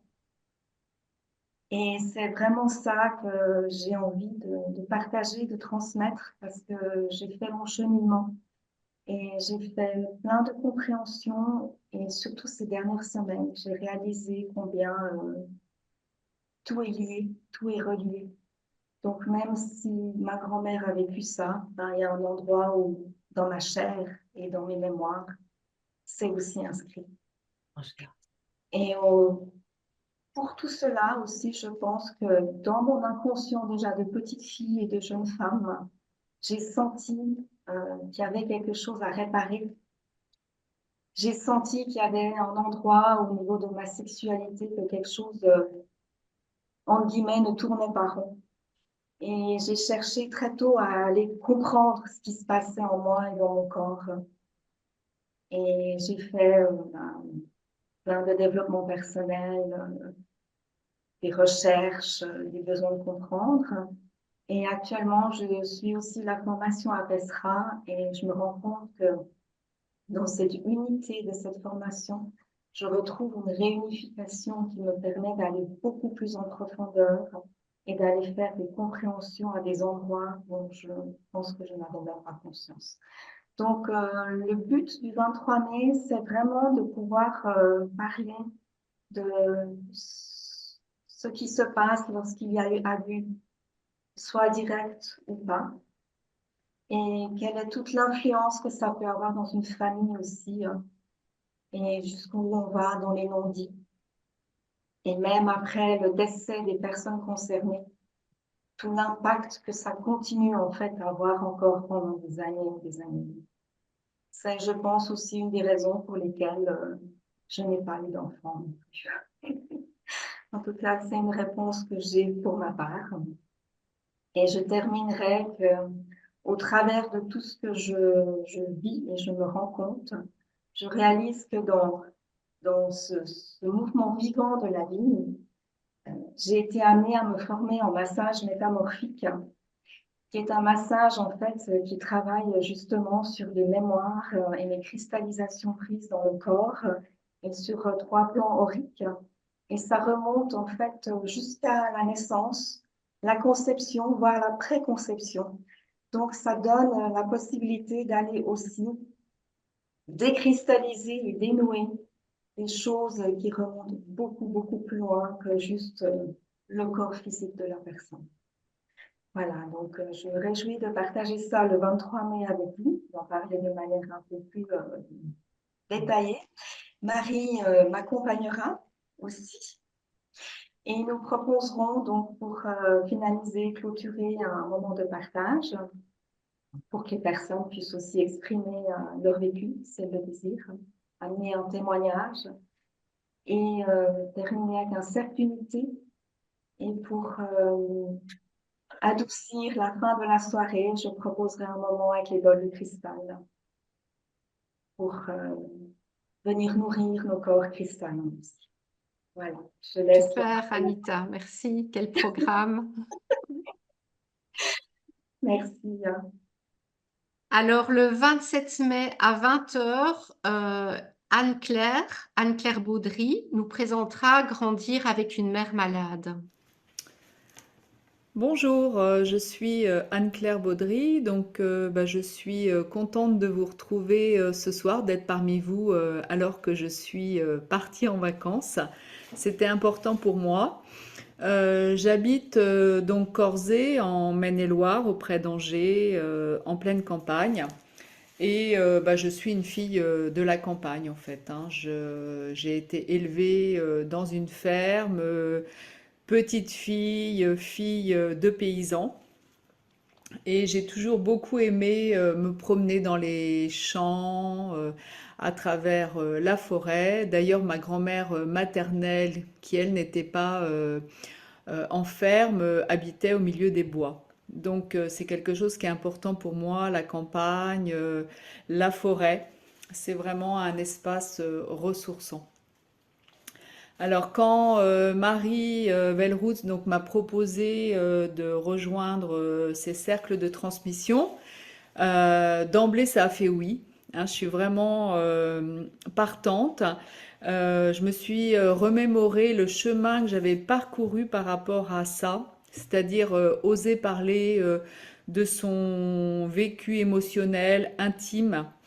Et déjà même pouvoir le sentir, le ressentir, pour pouvoir le libérer et puis pour pouvoir ensuite en parler dans le cadre d'une transmission.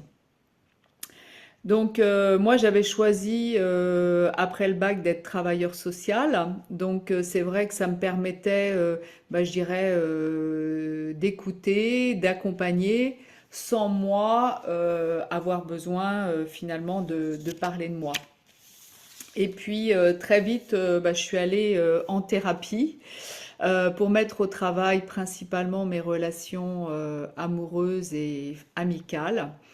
Et depuis, j'ai pas arrêté, hein. Depuis l'âge de mes 20 ans, j'ai pratiquement toujours été soit en thérapie, soit en formation, et des formations qui m'amenaient vraiment à travailler sur moi, sur voilà, la personne que j'étais et dans quoi je me mettais finalement comme situation, comme relation.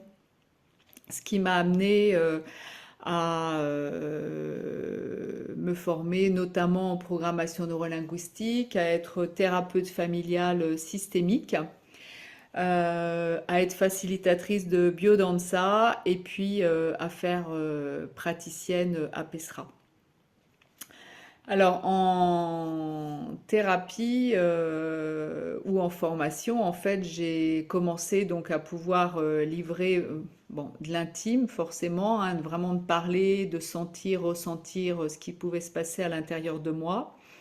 Mais je me rappelle que lors d'un premier stage que j'avais fait, où c'était une journée avec des femmes, j'en revenais pas finalement que des femmes puissent exprimer des choses et en même temps je m'étais dit ah mais elles aussi finalement elles vivent ça, elles peuvent ressentir ça. Tiens, bah voilà, ça me parle aussi de ce qui se passe pour moi. Et je me souviens que j'avais à l'époque surtout des amis qui n'allaient pas bien. Et je sentais, je considérais que toujours pour moi ma vie était facile. J'avais des choix simples à faire. J'avais pas eu de traumatisme, de gros traumatismes, et que finalement j'avais de la chance et une belle vie. Ce qui fait que voilà, je parlais pas forcément de ce que je ressentais et on me questionnait pas d'ailleurs sur ce que je pouvais ressentir. Et je me souviens de mon effroi lorsque à un stage de femme, donc il y a à peu près 15 ans, la facilitatrice a expliqué que nous allions danser notre vulnérabilité. Alors là, j'ai eu vraiment envie de fuir parce que pour moi, c'était vraiment à l'opposé de ce que je pouvais manifester et de comment je me comportais finalement dans ma vie, dans mes relations. Alors que voilà, aujourd'hui, j'anime des rondes de sororité, je co-anime des cercles de partage et je trouve ça vraiment précieux, important, nécessaire pour ma vie d'avoir ces espaces-là. Je sens bien le chemin, le long chemin d'apprivoisement que j'ai fait pour participer aujourd'hui à ces cercles de transmission. Un long chemin de travail sur soi, de libération émotionnelle, un paquet de deuil relationnel, un paquet de deuil de certaines situations et un bon paquet de prise de conscience. Donc je suis vraiment heureuse de rejoindre ces cercles de transmission. Alors moi, ma transmission sera fin mai, grandir avec une mère malade. Donc le lundi soir 27 mai, voilà, donc on pourra se retrouver autour de ça. Bien, merci, je vous souhaite une très belle soirée et puis à bientôt avec nous. Merci Anne-Claire.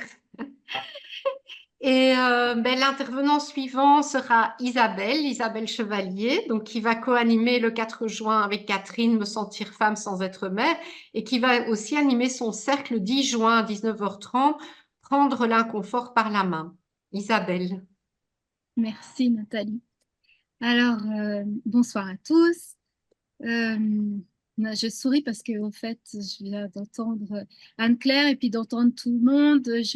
En fait, c'est une plongée dans mes souvenirs et sur le parcours. Et puis, je suis au cœur de mon sujet, en fait, avec peut-être pour moi ce soir une partie qui se met en lumière euh, que je n'avais pas soupçonné quand le sujet a été posé et qui, depuis dimanche où nous avons été en stage avec la formation à Pestra, je me suis dit, tiens donc, peut-être que le cœur du sujet, c'est l'expression. Voilà, alors, pour me situer géographiquement, je viens de Haute-Savoie, j'habite en Haute-Savoie, pas très loin de... En fait, j'habite à égale distance entre chez Anne-Laure et Catherine. Et, j'habite dans cette partie de la Haute-Savoie que l'on nomme le Genevois français, entre Genève et Annecy, entre deux lacs. Et donc, sur cette petite portion du territoire, j'ai passé une grande partie de ma vie. Et puis, j'ai rencontré Marie, il y a peut-être une quinzaine d'années, en biodanza d'abord, et puis surtout sur le parcours initiatique pour femmes. Et je crois que si nous sommes là ce soir, c'est aussi grâce à tout ce parcours. Et ce parcours m'a amené à me poser beaucoup de questions. Euh, il y a eu des grands moments de joie, des grandes crises. Et puis,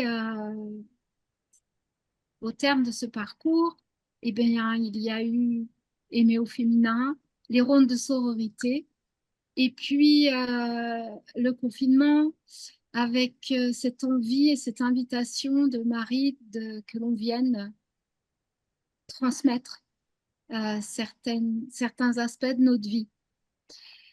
Et transmettre, c'est un grand verbe pour moi, en fait. Ça a été une grande partie de ma vie, mon métier. Ça l'est encore sous d'autres formes. Mais à chaque fois que Marie nous a parlé de transmettre quelque chose, moi, je ne m'en sentais pas capable et je ne me sentais pas non plus autorisée à transmettre.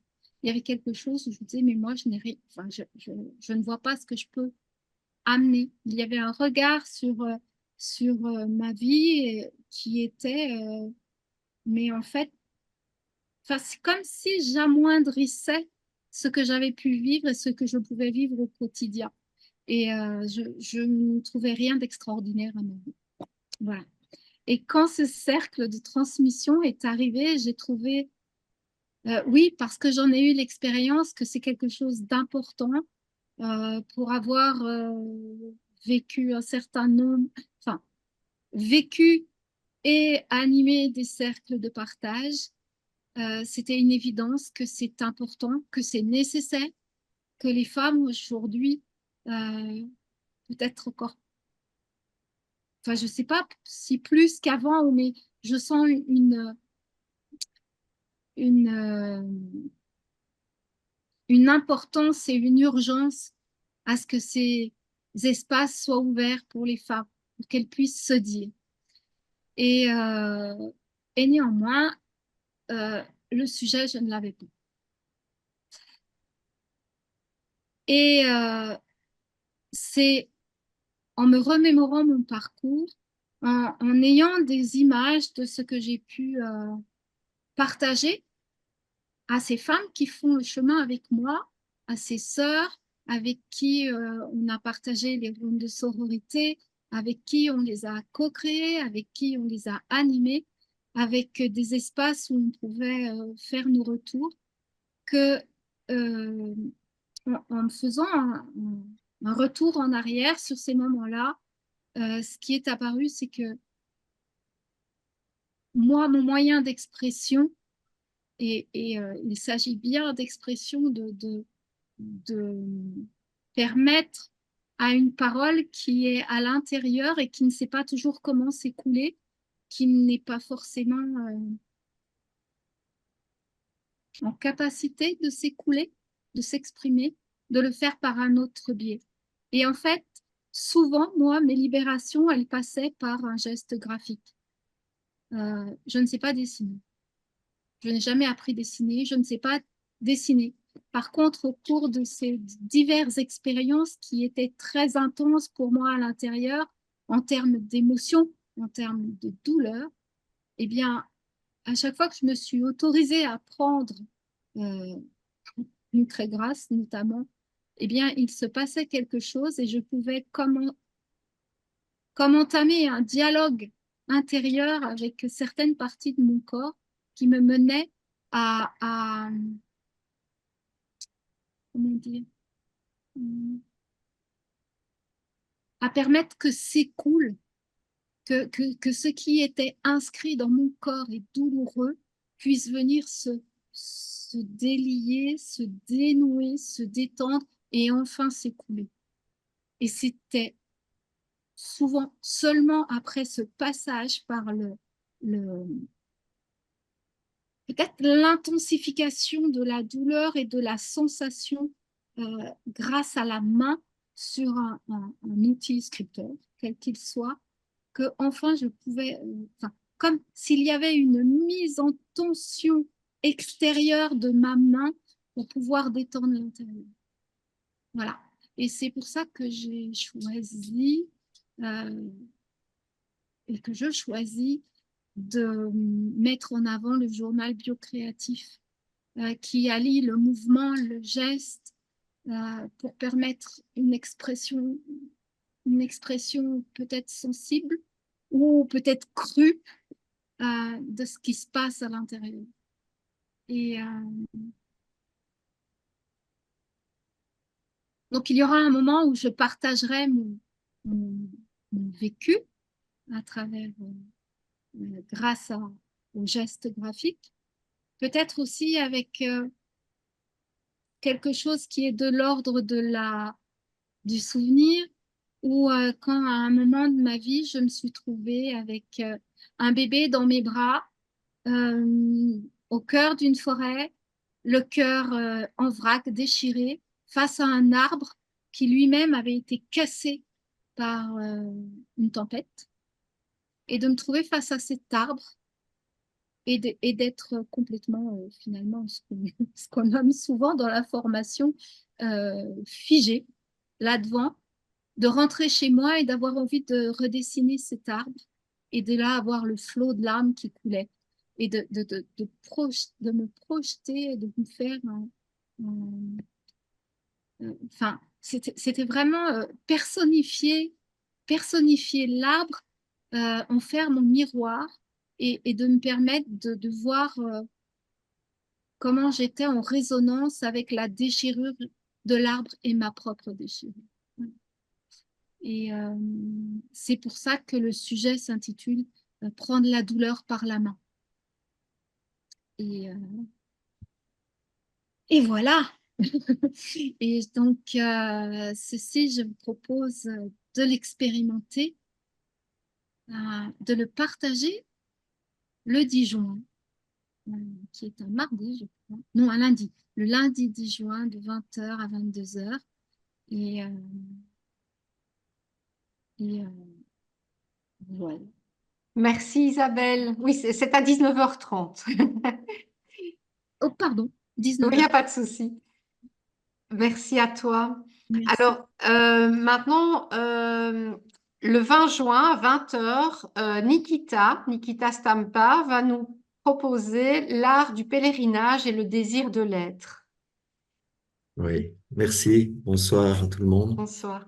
Ah, juste avant, Ouais. juste vous rappeler, n'hésitez pas à écrire vos questions. J'espère qu'on pourra prendre quand même du temps après pour y répondre. Merci. Vas-y, Nikita, excuse-moi. Donc, oui, je vais partager ici l'histoire d'un pèlerinage, de mon pèlerinage, qui est toujours en cours d'ailleurs, vers Jérusalem, qui s'est fait par tranche avec la traversée de la France par petits bouts et puis la traversée de l'Italie, qui a été pour moi un grand moment initiatique pendant 3 mois où je suis parti sans argent et en me remettant ben justement à la communauté des humains pour me nourrir, me loger et faire confiance que la vie m'amènerait à bon port. Et puis la traversée après de la Grèce jusqu'à la péninsule du Mont Athos.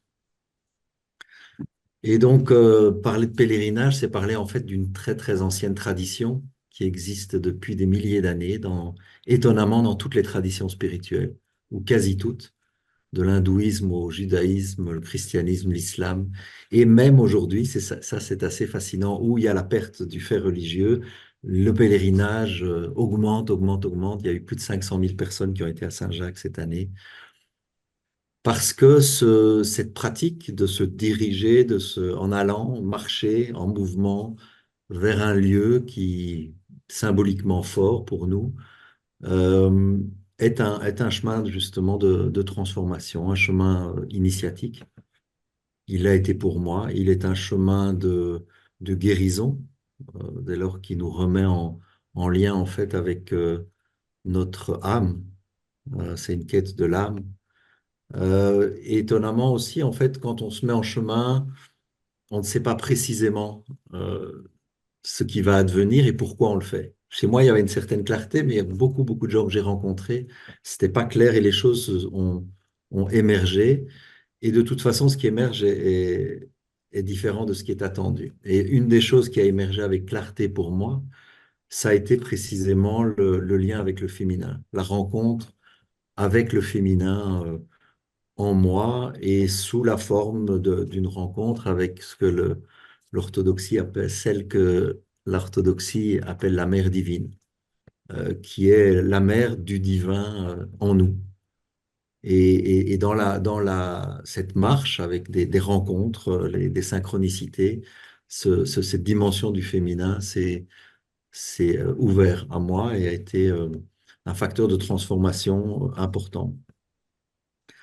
L'autre aspect, c'est que il m'a amené à réaliser, en fait, à comprendre mieux ce que les Chinois appellent le mandat céleste. Marie parlait au début de notre essence, en fait. Qu'est-ce qu'on est venu faire sur la Terre? Et que précisément, ce que j'ai pu découvrir avec le pèlerinage, ce que le pèlerinage m'a amené, il a amené un changement de ma vie professionnelle tout à fait inattendu et m'a amené à accompagner de plus en plus des gens par rapport à cette découverte de leur mandat céleste, de l'appel de l'âme, qui, s'il était évident dans les communautés traditionnelles, ne l'est malheureusement plus du tout pour la plupart d'entre nous. Et donc, c'est à trouver, notamment en utilisant la marche, le mouvement de la marche, se remettre en contact avec cette dimension de nous-mêmes, cet appel intérieur, le désir de l'être, l'appel de l'âme, on peut l'appeler de mille façons, on peut l'appeler le dharma, voilà, il y a plusieurs façons d'aborder. Et aujourd'hui, c'est une grande partie de mon activité, c'est cet accompagnement-là. À travers différents outils, j'ai parlé de la marche, à travers les histoires, de se raconter, de raconter des histoires, à travers les arts créatifs aussi, à travers différentes façons de se connaître. Donc le cercle de transmission tournera autour de ça, des histoires. Je vous raconterai des histoires de pèlerinage qui sont souvent comme des contes initiatiques en eux-mêmes, avec des rencontres étonnantes, avec des animaux, avec des paysages, avec des gens qui viennent chaque fois comme des miroirs, nous révéler à nous-mêmes. Donc il y aura cette dimension de l'histoire, mes histoires, mais peut-être aussi vos histoires, d'inviter à raconter des petites histoires liées à la marche, des histoires simples, mais on verra à quel point souvent elles nous ouvrent des surprises, des choses étonnantes. Et il y aura aussi l'écriture, l'exploration, d'aller à travers des techniques d'écriture très simples, d'aller vers cette exploration intérieure de qu'est-ce qui nous appelle pour chacun dans notre singularité. Voilà, ce seront les deux dimensions Parce qu'évidemment, vous emmener marcher en ligne n'est pas facile, mais ça, ce sera pour cet été. Voilà, donc le 20 juin, dans la soirée, à partir de 20h, de 20 à 22h. Merci Nikita, super. Peut-être que Nikita n'a pas dit, c'est que toute cette quête spirituelle par ce pèlerinage, il a quand même écrit tout ça dans un bouquin. Voilà, il a un livre qui est... Mm. Oui, malheureusement, voilà. Avec le flou de l'écran, on ne voit pas toujours bien là, parce qu'il y a le flou, oui. Ah, ton micro, Nikita. Oh, on n'a pas entendu. Je dis, ça s'appelle Tout ce qui vient à vous. C'est le titre du livre. Ouais. Voilà, je vous rappelle la rencontre en présentiel qui aura lieu du jeudi 1er août à 20h au dimanche 4 août à 16h. Voilà, Sandrine aussi qui nous dit merci beaucoup, j'ai hâte de vous retrouver dans les prochains cercles. Mais nous aussi, on a hâte, maintenant vivement que ça commence. Après avoir partagé ça, c'est vraiment vivement que ça commence. Je ne vous dis pas qu'avant ça, c'était oh là là, mais qu'est-ce que je vais dire et comment enfin bref, tous les questionnements de quand on organise quelque chose. Et puis maintenant, c'est ah, vivement que ça commence. Donc voilà, on a vraiment hâte de vous rencontrer aussi. Et pour vous, les différents intervenants, pour vous, les amis, comment ça a été? Parce que c'est vrai que tout le monde n'a pas forcément entendu. Voilà, entre nous aussi, on découvre la présentation de chacun, même si on avait le descriptif pendant ce temps-là, pendant le temps de voir s'il y a encore des questions. Comment ça s'est passé pour vous? Moi, je me dis, quelle abondance. Mm. Je me dis, oulala, c'est tout un univers à chaque Ouais. fois qui s'ouvre et tellement de richesses. Mm. du vécu de chaque personne, quoi. Ouais, je, je baigne dans l'abondance, là. Oui, on retrouve toute l'humanité. En fait, on retrouve un peu ce dont je parlais aussi, cet endroit où c'est la communauté, c'est le groupe social qui permet la transformation. Et c'est un peu ça que nous, on vous propose au mois d'août lors de la rencontre en présentiel. Donc ici, on se sera rencontrés en ligne, mais lors de la rencontre en présentiel du 1er au 4 août, si je me souviens bien la date, l'idée, c'est vraiment ça, c'est de reformer le village, quoi.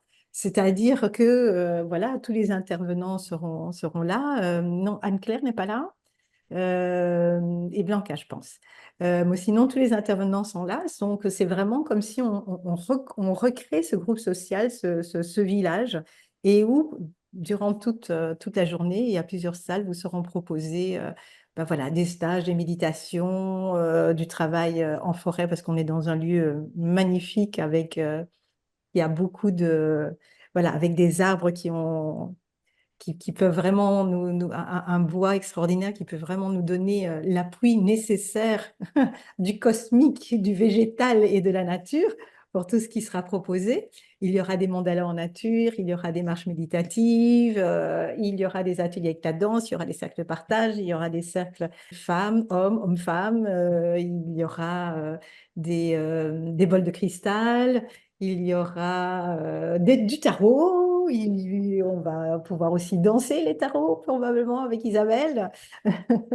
Et voilà, il y aura des cercles d'unité, il y aura vraiment des moments avec des techniques du théâtre de l'âme, du psychodrame humaniste, et donc les techniques du théâtre de l'âme qui utilisent la voix, le mouvement, la danse, des outils du jeu théâtral, du cinéma d'ailleurs. On en va en profiter que David soit là.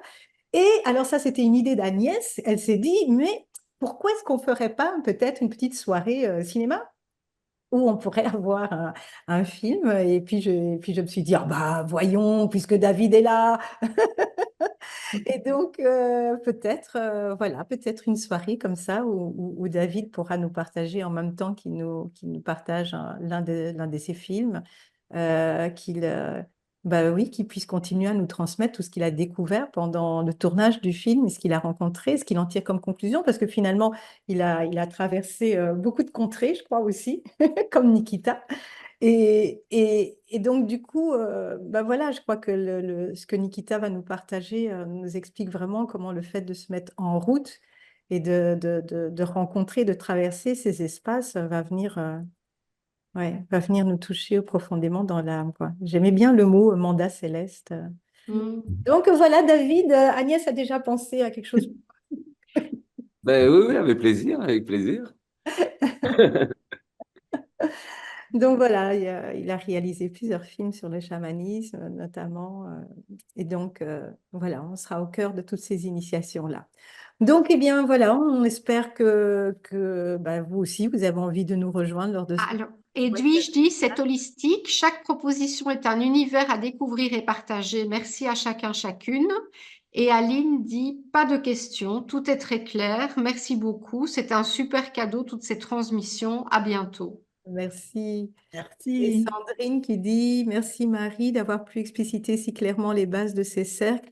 J'aspire tant à l'unité de toutes mes parts et donc j'entre dans cette compréhension du collectif. Gratitude, merci. Merci beaucoup Sandrine. Oui, eh bien voilà. Donc j'espère qu'on fera ensemble un très très beau village, là où un enfant peut grandir grâce au village. Et donc ensemble, en plus les personnes qui tiennent ce lieu sont aussi dans cette dynamique avec des carters qui sont construites avec. Donc voilà, je suis sûre que ça va être top de top. Mm. Alors Avec une merci beaucoup. super bonne nourriture aussi. Oui, oui, oui, oui, oui. Parce qu'on en aura aussi besoin de la nourriture On en terrestre. aura besoin, on en aura besoin. Ben voilà, si c'est OK pour vous, moi je propose de clôturer ici pour ce soir. Et vous recevrez très bientôt ben voilà, un email avec le lien YouTube. Puis pour chaque cercle, Vous recevrez aussi un email parce que parfois il y a des petites choses à apporter. Par exemple, si c'est pour l'art-thérapie, il faut amener des choses, voilà, quelques feuilles pour le journal bio-créatif aussi. Donc pour chaque cercle, de toute façon, vous recevez un mail avant avec le lien Zoom et avec quoi que ce soit que vous auriez besoin comme information. Un tout grand merci. Merci d'avoir été là. Merci. Bonne soirée, Laurence. Merci. Merci à tous. Merci à tous.